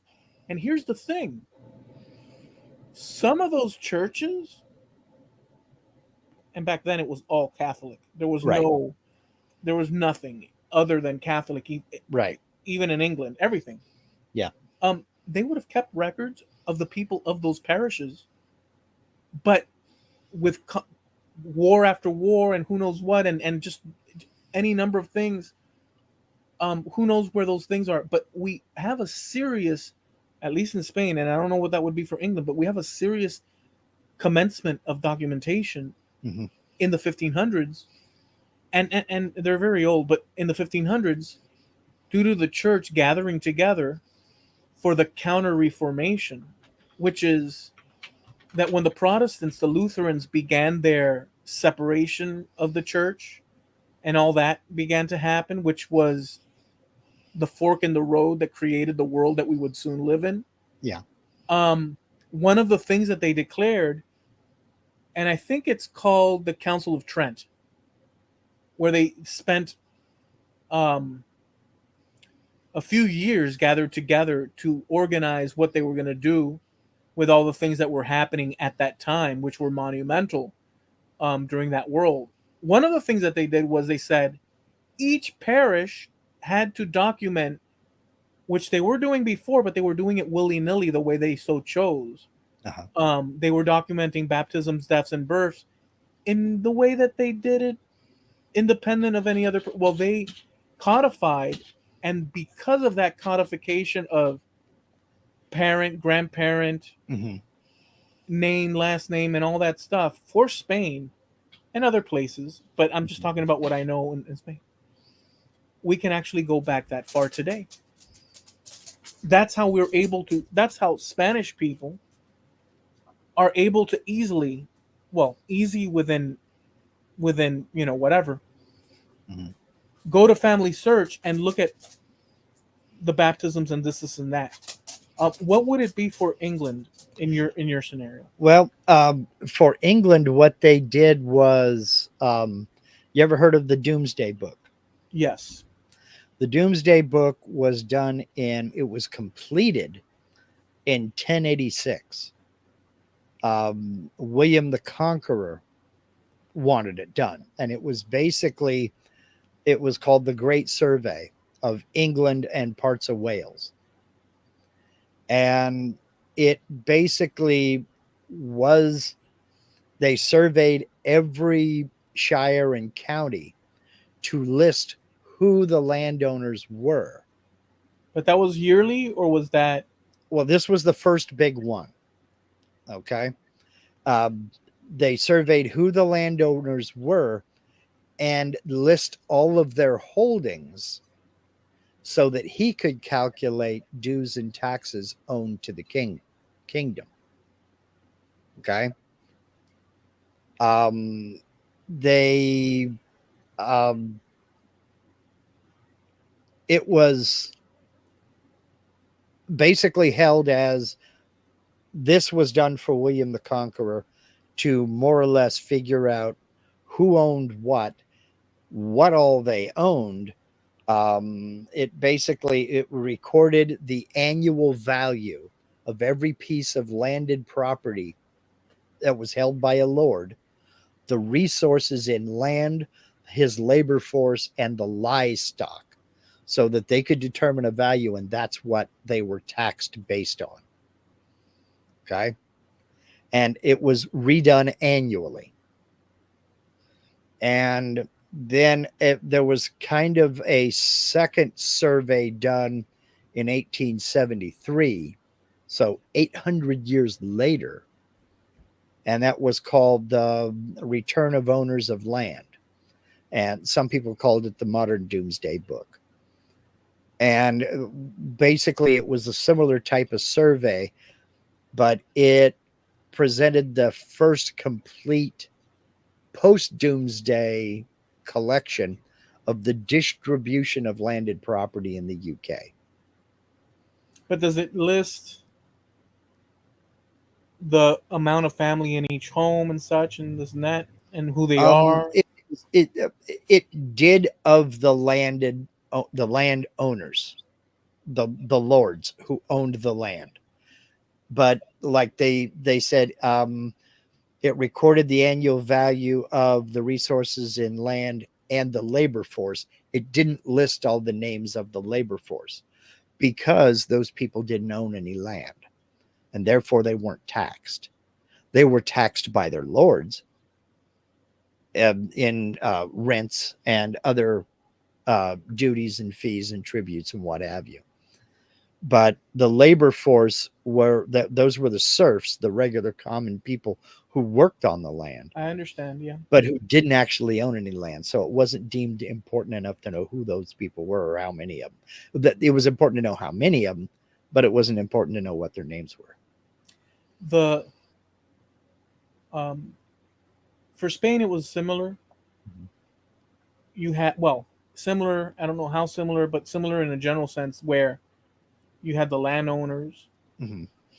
and then they had the people within that, Mhm. usually sprung out from the population that those people created by Mhm. just multiplying Yeah. in those specific towns and hamlets and areas. Yeah. And they had a book similar to that, and I have it downloaded. Mhm.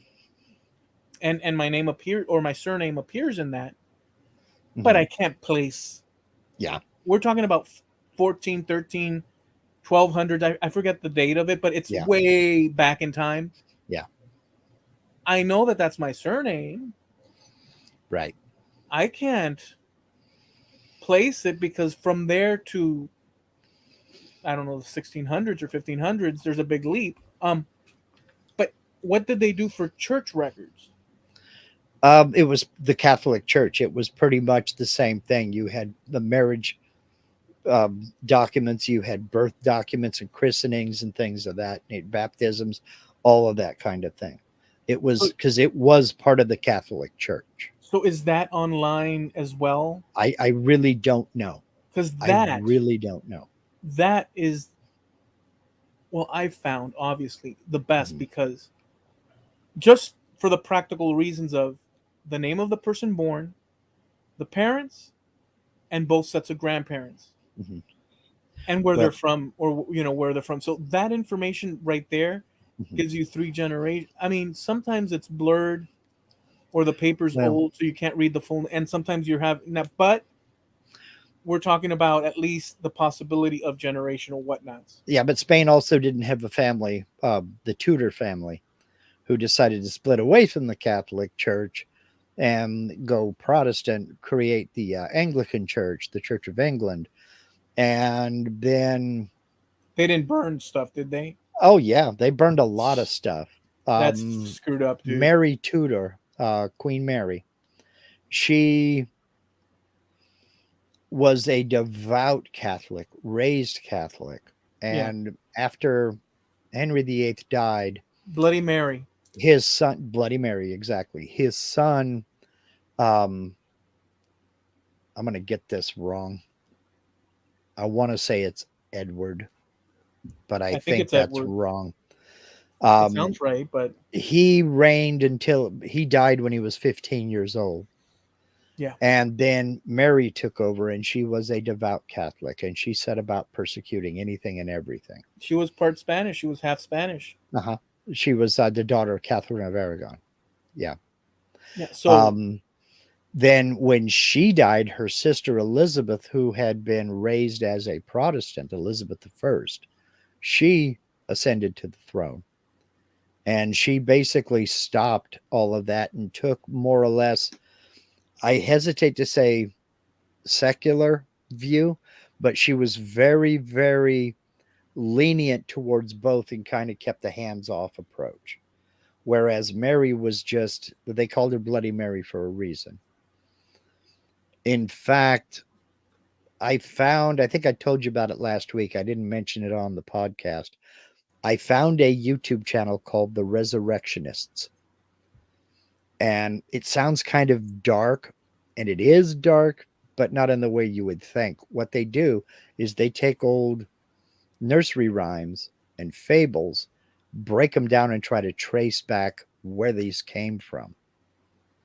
And one of the latest episodes is Three Blind Mice and where that came from.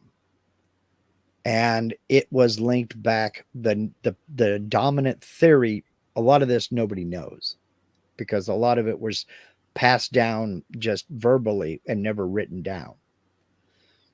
But as far back as they can figure, the number one theory is it traced back to Mary, Queen Mary, Bloody Mary.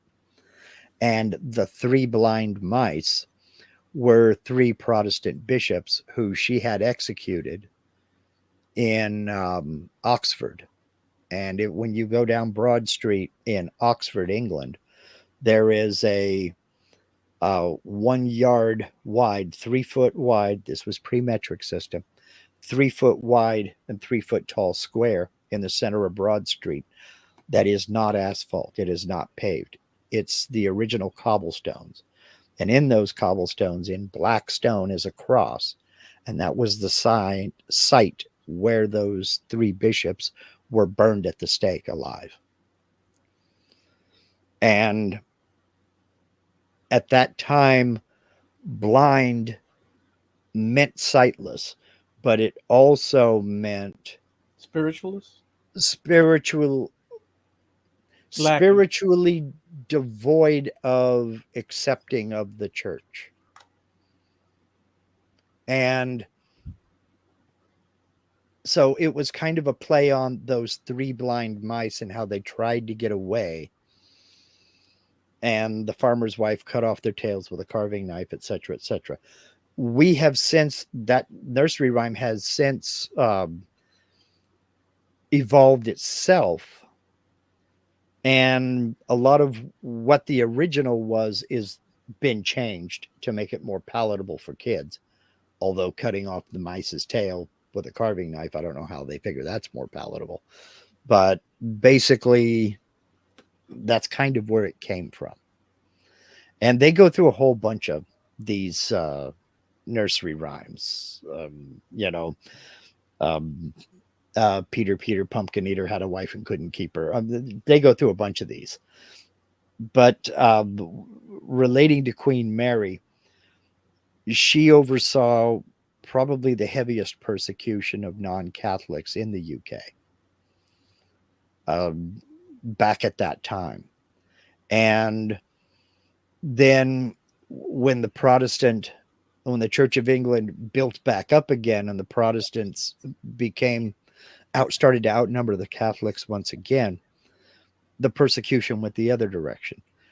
And churches were burned, records were destroyed, and there were some sects of Catholicism or of Christianity that were deemed so unpalatable that no records were even kept at all.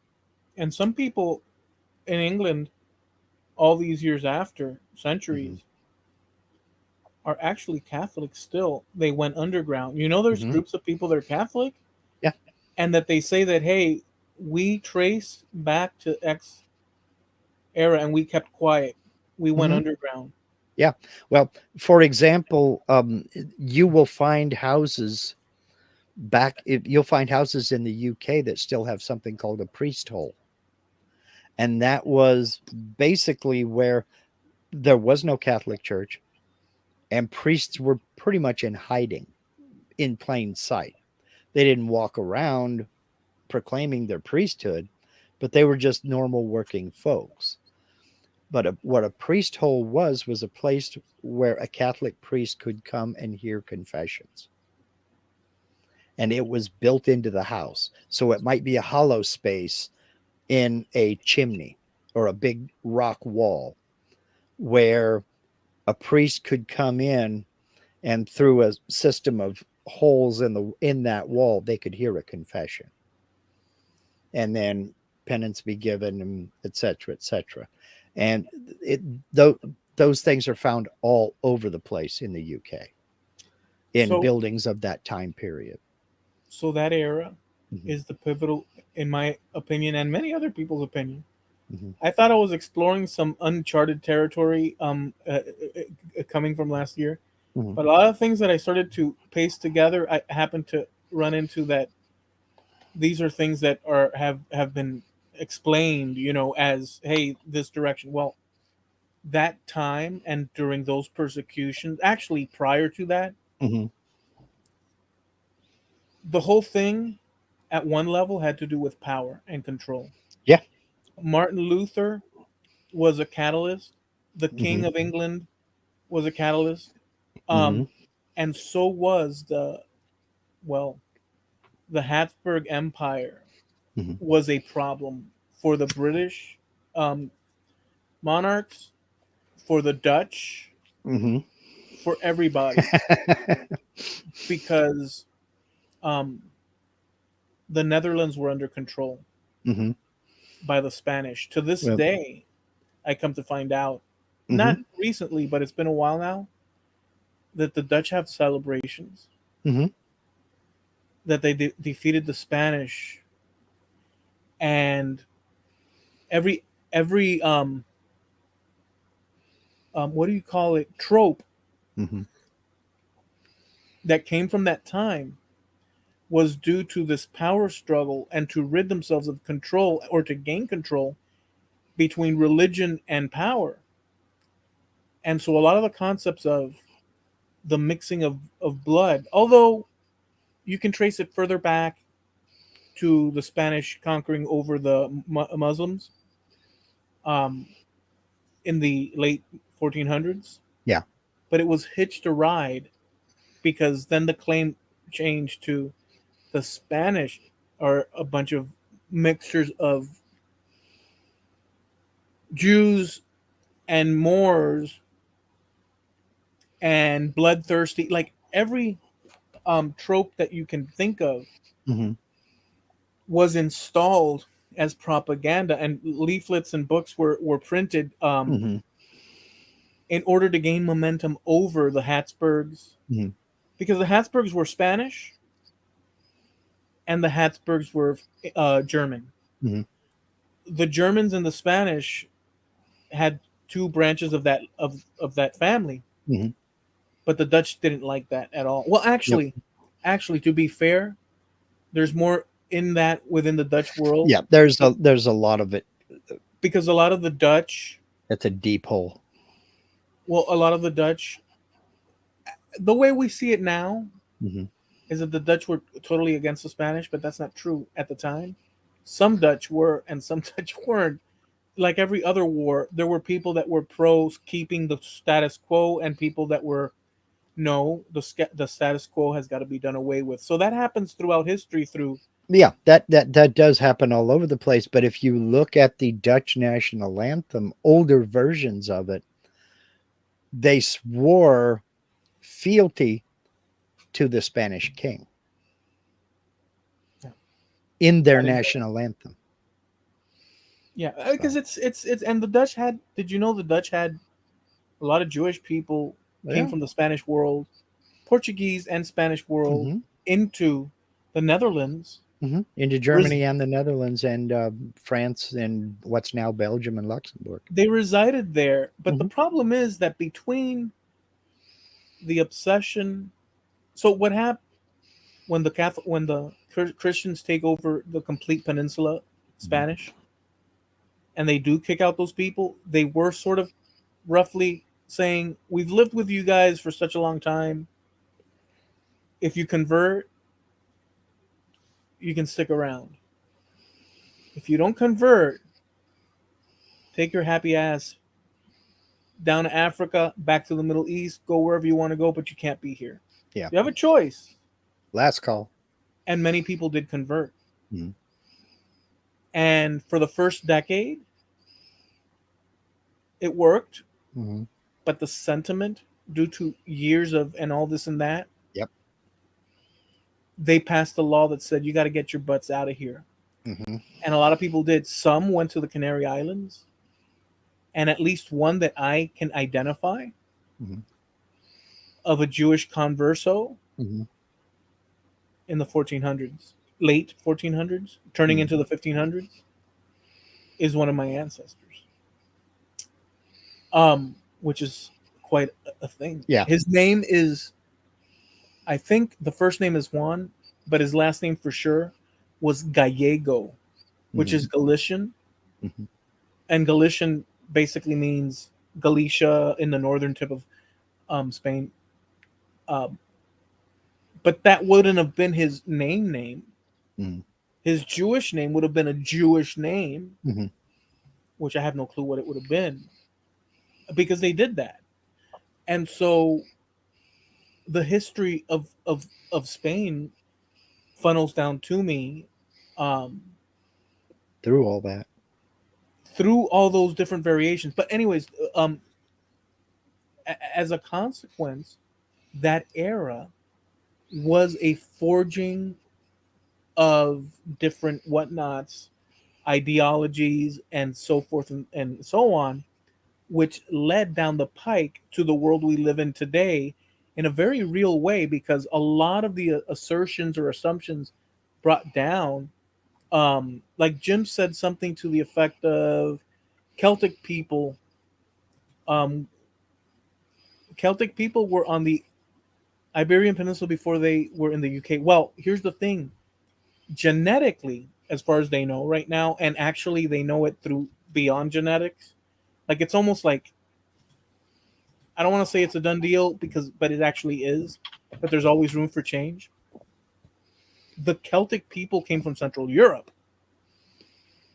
um, spread out west, and populated places such as the British Isles, um, what is France and what is Denmark and what is north of that and what is the Iberian, like the Celts, instead of originating, because that was one of the things that the Celts originate in Spain. The Celts came from, according to DNA and archaeology and everything current, it all points, I mean, we all came from that. All of us came from that through whatever line. They came from the east of Europe into Western Europe a long, long, long time ago and then populated that. And so that's kind of like, but yes, there were Celts in Spain just like there were in the UK, you know. Did you look that up to see what was No, going on with it? no. I didn't. I was looking up something else because you may have noticed that when you started talking about the Netherlands, I started laughing. Yeah. And that was just simply because it seems all things back at that time involved the Netherlands. I was talking earlier about how Queen Elizabeth, after Queen Mary's rage at the um, Protestants, after she died, Queen Elizabeth kind of took a hands off approach and just let folks do what they wanted to do. There was still one group she could not abide by. She could not tolerate them, and she basically booted them out. And those were the Puritans.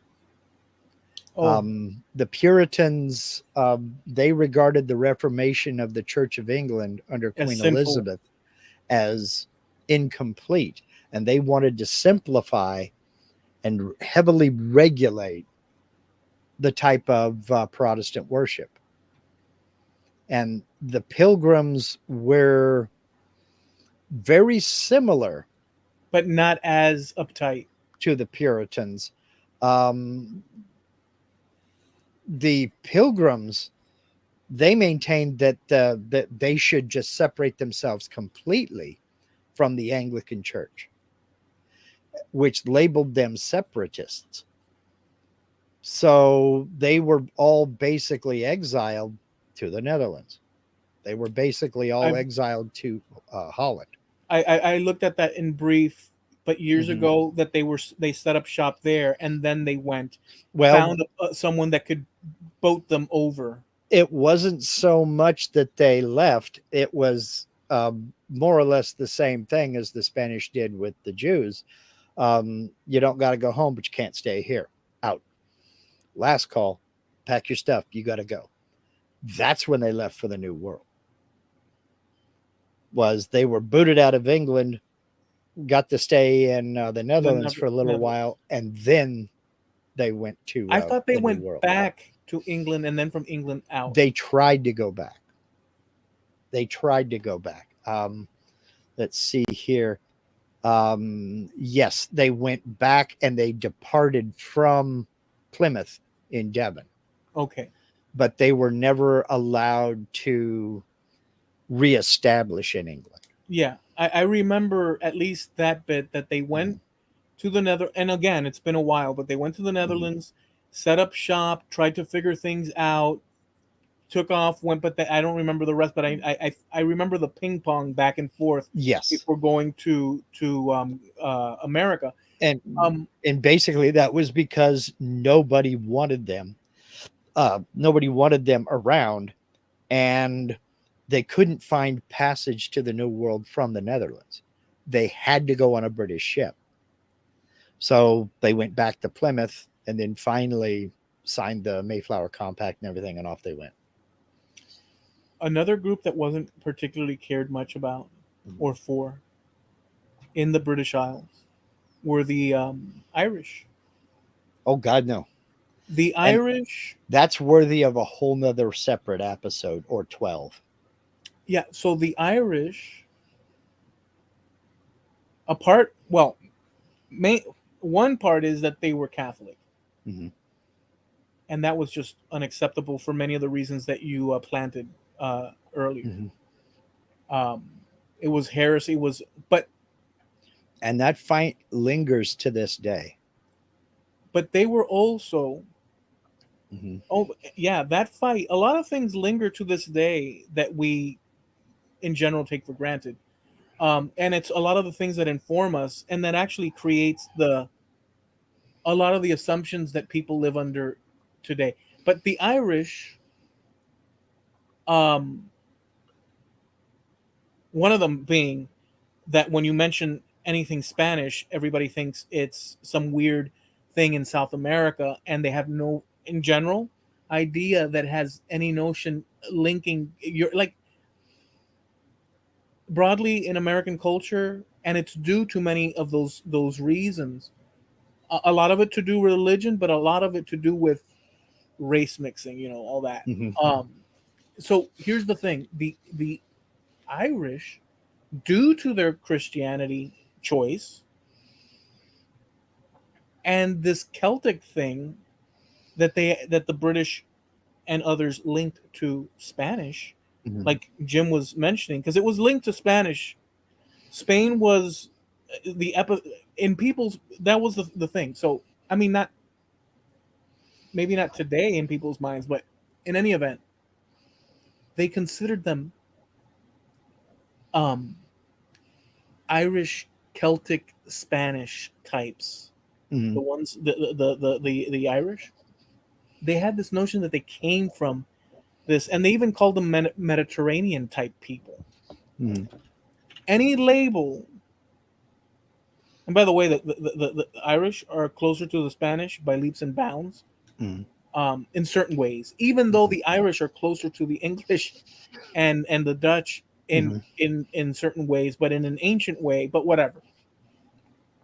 So they were dogged for that, Mhm. and and it was due to previous things also, and it was due to really the decision. It's due to many things, but the catalyst Yeah, that's a deep was, hole.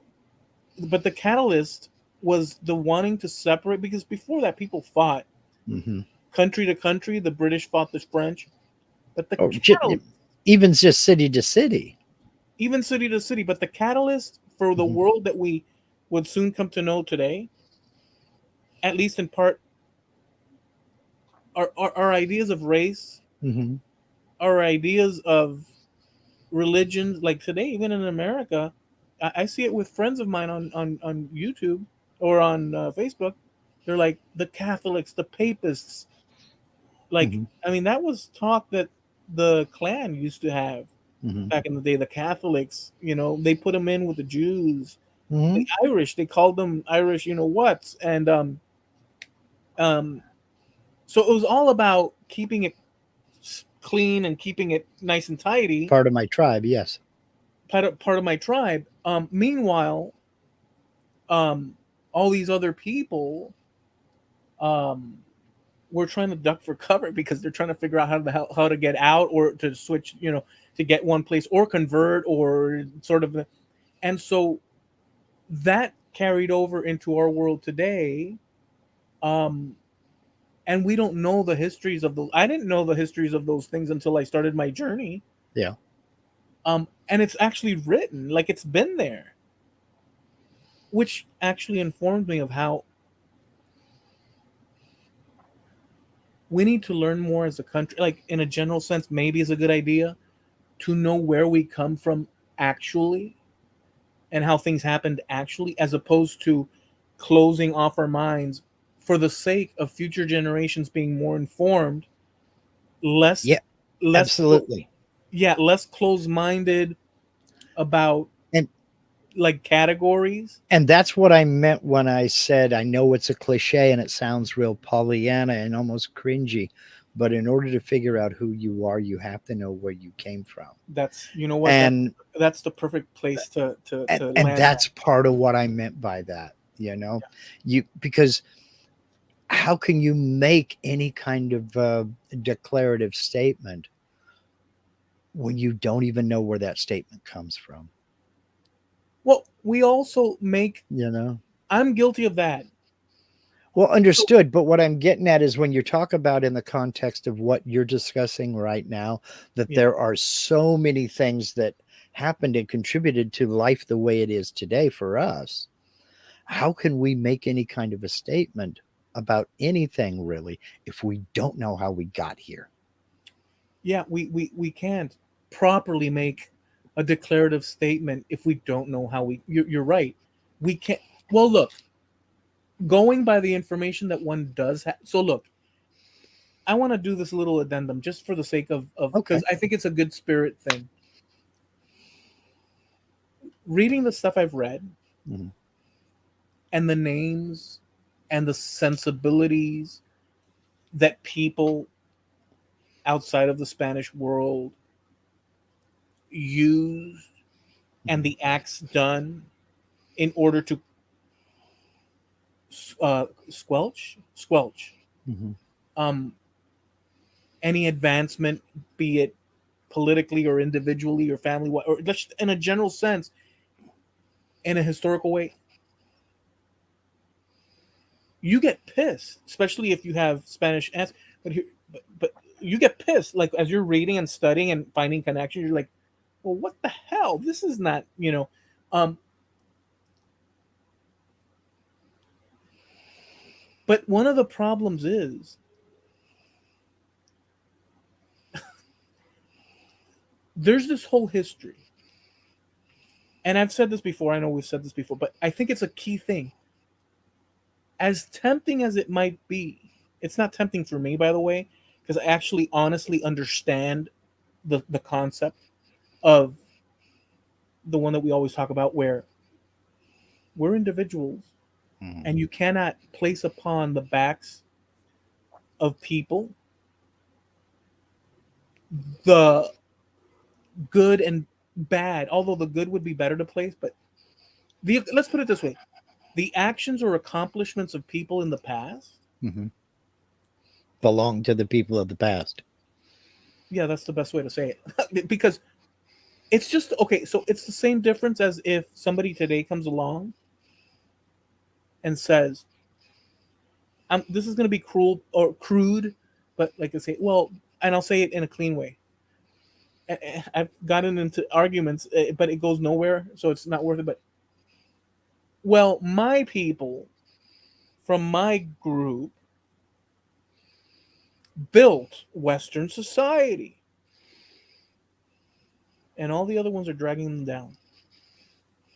And it's the same to push fault onto people today for things that they weren't even a part of is the same difference as a person today claiming Mhm. the successes and failures of people in the past as if they themselves did it.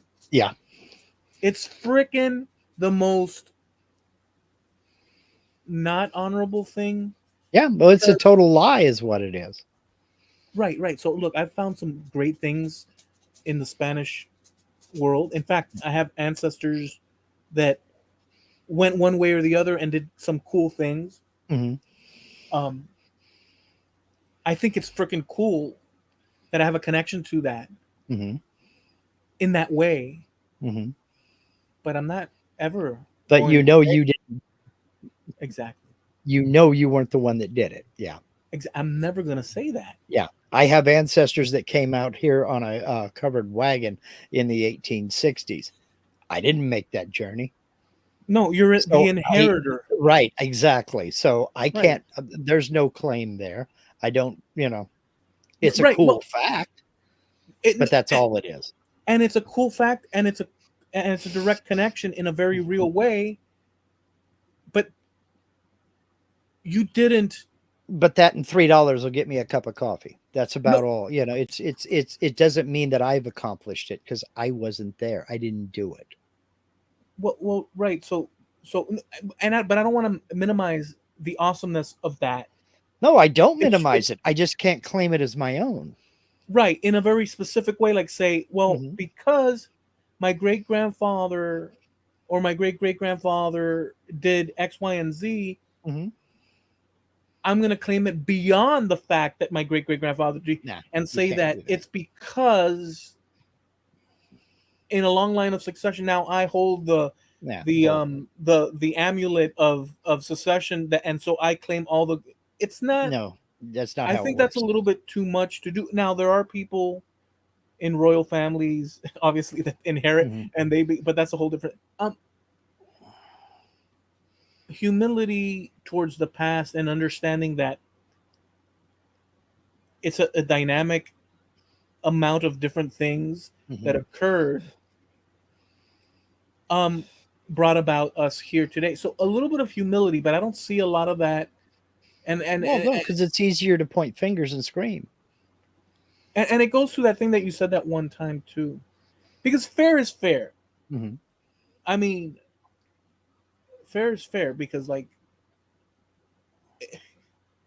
that thing that you said one time anyhow. um Crap, now it dropped because I thought two things at the same time and my brain went. You said something that was actually perfectly fitted suited for this thing. Crabs walk sideways and lobsters walk straight. No, that wasn't it. I've said a number of things.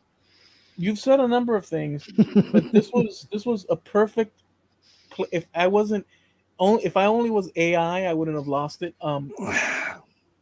You might have mispronounced it, but you wouldn't have lost it.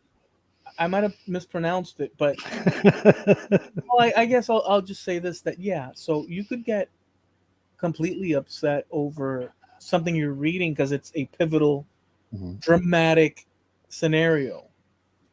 Um, But is that the hill you want to die on? well, you have to view it in the context of what it is. Hmm. Um, just like you can't. I hate to bring this up, and I'll be light with it, but just like you can't. If somebody did a thing, someplace across America, that happened to be wearing blue shoes and a red T-shirt, and had one type of hair color, and now to another guy that was wearing red shoes, that was wearing a tank top with another type of haircut. And now, 2,000 miles away in Lubbock, Texas, you're so outraged that anyone that has the wardrobe of the said group or said person, you're going to go now and, you know, condemn according to that measure, or vice versa. Everybody that's wearing blue shoes, yeah. Right. It's so cheap. It's Well, so it's the coward's way out. It's the coward's way out. It's the easy way out and the coward's way out because there's no thought and no effort required. yeah, I don't think it there's no way to reason out unless you attach the characteristic of one individual that looks a certain way with their shoes Hmm. and their shirt and their hair. Yeah. If you attach his behavioral discrepancy, Hmm. inadequacies to every other person that has that combination of whatnot, and if you do that, We I have a mean, word it's for it.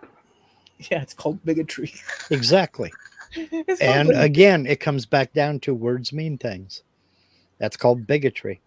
But we all have the inheritance in a cultural way of things we don't understand why we have them. And that's And the thing. And yeah, that's the thing. And that's why I'm saying that's why history is so important. yes. And again, I view history the same way I view the press. Do not trust one source. The information is out there.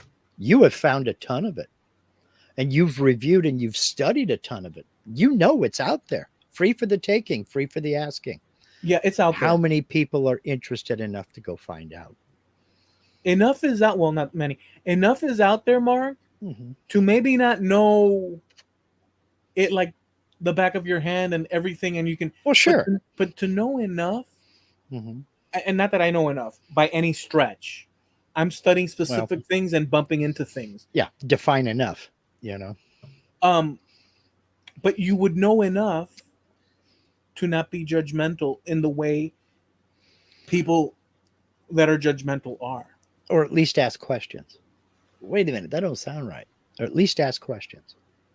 Well, yeah, you've said, what are you gonna do? This is one quote. This is not the one that I was going for earlier. The one that I was going for was going to be deliciously, perfectly set in context of what we're talking about, and it was directly from you, but I freaking missed it. And if I keep talking, I'm going to forget this one. So I'm going to stop and tell you this one. So you one time said, in context of all this, but I'm going to place it there, and you can make the connections out there and whatnot. Um, when talking about people and their and their wanting to uh, use the past in certain ways and whatnot. You said, well, what do they want to do? Are they going to go and dig up the bodies and kill them again? That's a paraphrase of a thing. Yeah, And I think, go ahead, go ahead. yeah, that was it. What are you gonna? Okay, this guy did this evil thing. He's been dead 150 years. You want to dig him up and shoot him again? Yeah. So exactly. So I think that that's a perfect. Well, that puts it in context because because because essentially that's what, so you have to look at it in you have to look at it in that light. In that, yes, at that time, in that situation, in that thing, and this and that, boy, oh boy. But um, We don't do that now, so it's not even a topic of discussion. right, right, Well, you should know. I know. So are you done yelling yet? yeah, We know. We know. We know. Trust me. We know. yeah. But I think, but that you said that we were talking about earlier, just to wrap it up, Yeah. we should hope for a better informed society in terms of knowing where they, like what you said, where they came, where we come from, so we know, you know, what's what, and have a Mhm. better, it would probably give more people a better, even keeled, um Um, you know. that's a subject we can go down another day because I don't think so. I think it might help, but I think it puts the burden of self realization on you. And it's a hell of a lot easier to blame somebody else for your problems than it is to blame yourself. The last person you want to blame when things aren't going your way is yourself. Well, yeah, that's a human And thing. it's very human. I mean, it's the first thing that you think of. Yeah, yeah, Yeah. that's true. They won't let me do this. Well, who is they? And have you So, tried? You know? yeah. So it's, I mean, but that's the hardest thing to admit is that the biggest roadblock you're going to face in your life is yourself because I can come up with a million reasons not to do something, Oh but yeah. it's all based on how badly I want it. If there are certain things, like when I got my driver's license, I wanted it so bad I wouldn't have let anything stand in my way. And I was focused on getting my driver's license so I could have my independence. I wanted it so bad I could taste it. And I got my driver's license the day after my 16th birthday when it was legal for me to get my driver's license. And the only reason I didn't get it on my birthday was because my birthday was on a Sunday that year and the DMV was closed, the bastards. But I wanted it so bad, I never studied anything harder up to that point in time. And I knew traffic laws that my parents had never heard of because I was going to ace that damn test and I got 100% on it. But most of the stuff I learned, I've forgotten. But my dedication to getting that driver's license was all consuming. And if I can do it on something simple and silly like a driver's license, what else could I have accomplished if I'd have put that much effort into it? Probably any number of things. Yeah.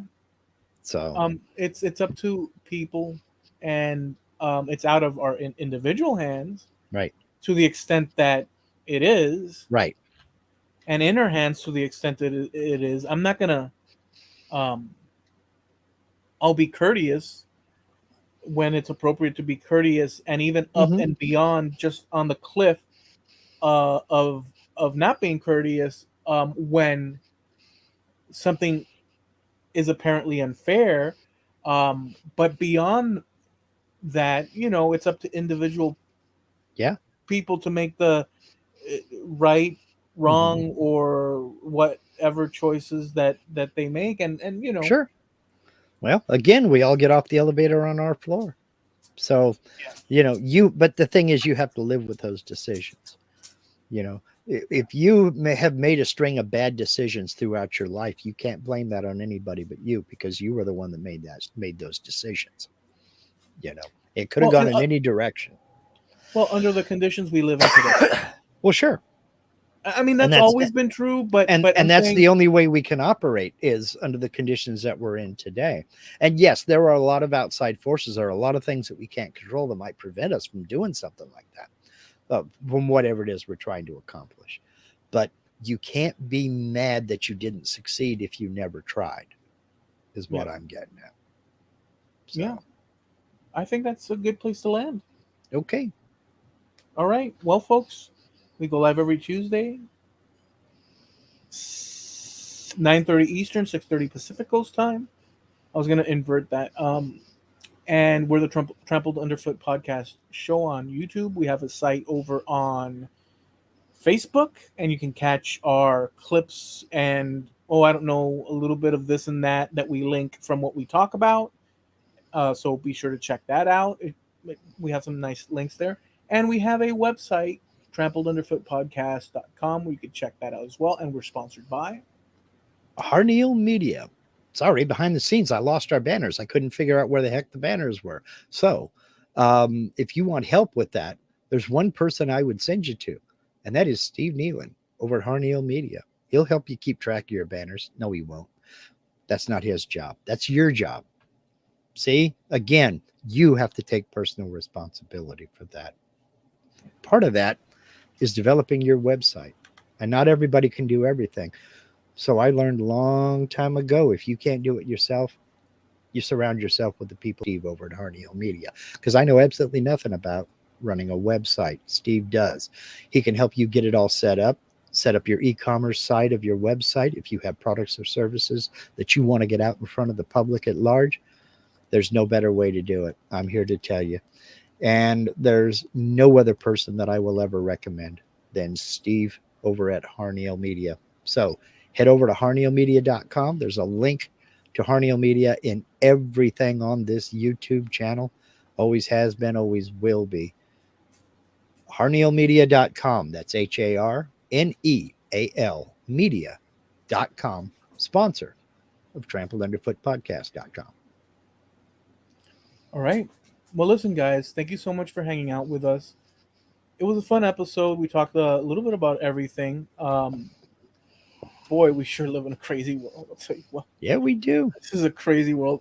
In any event, enjoy the things that you enjoy for the rest of the week. Be happy, and we wish you guys a good one. Be safe, and we'll catch you next Tuesday. See you. Arrivederci. No, this way.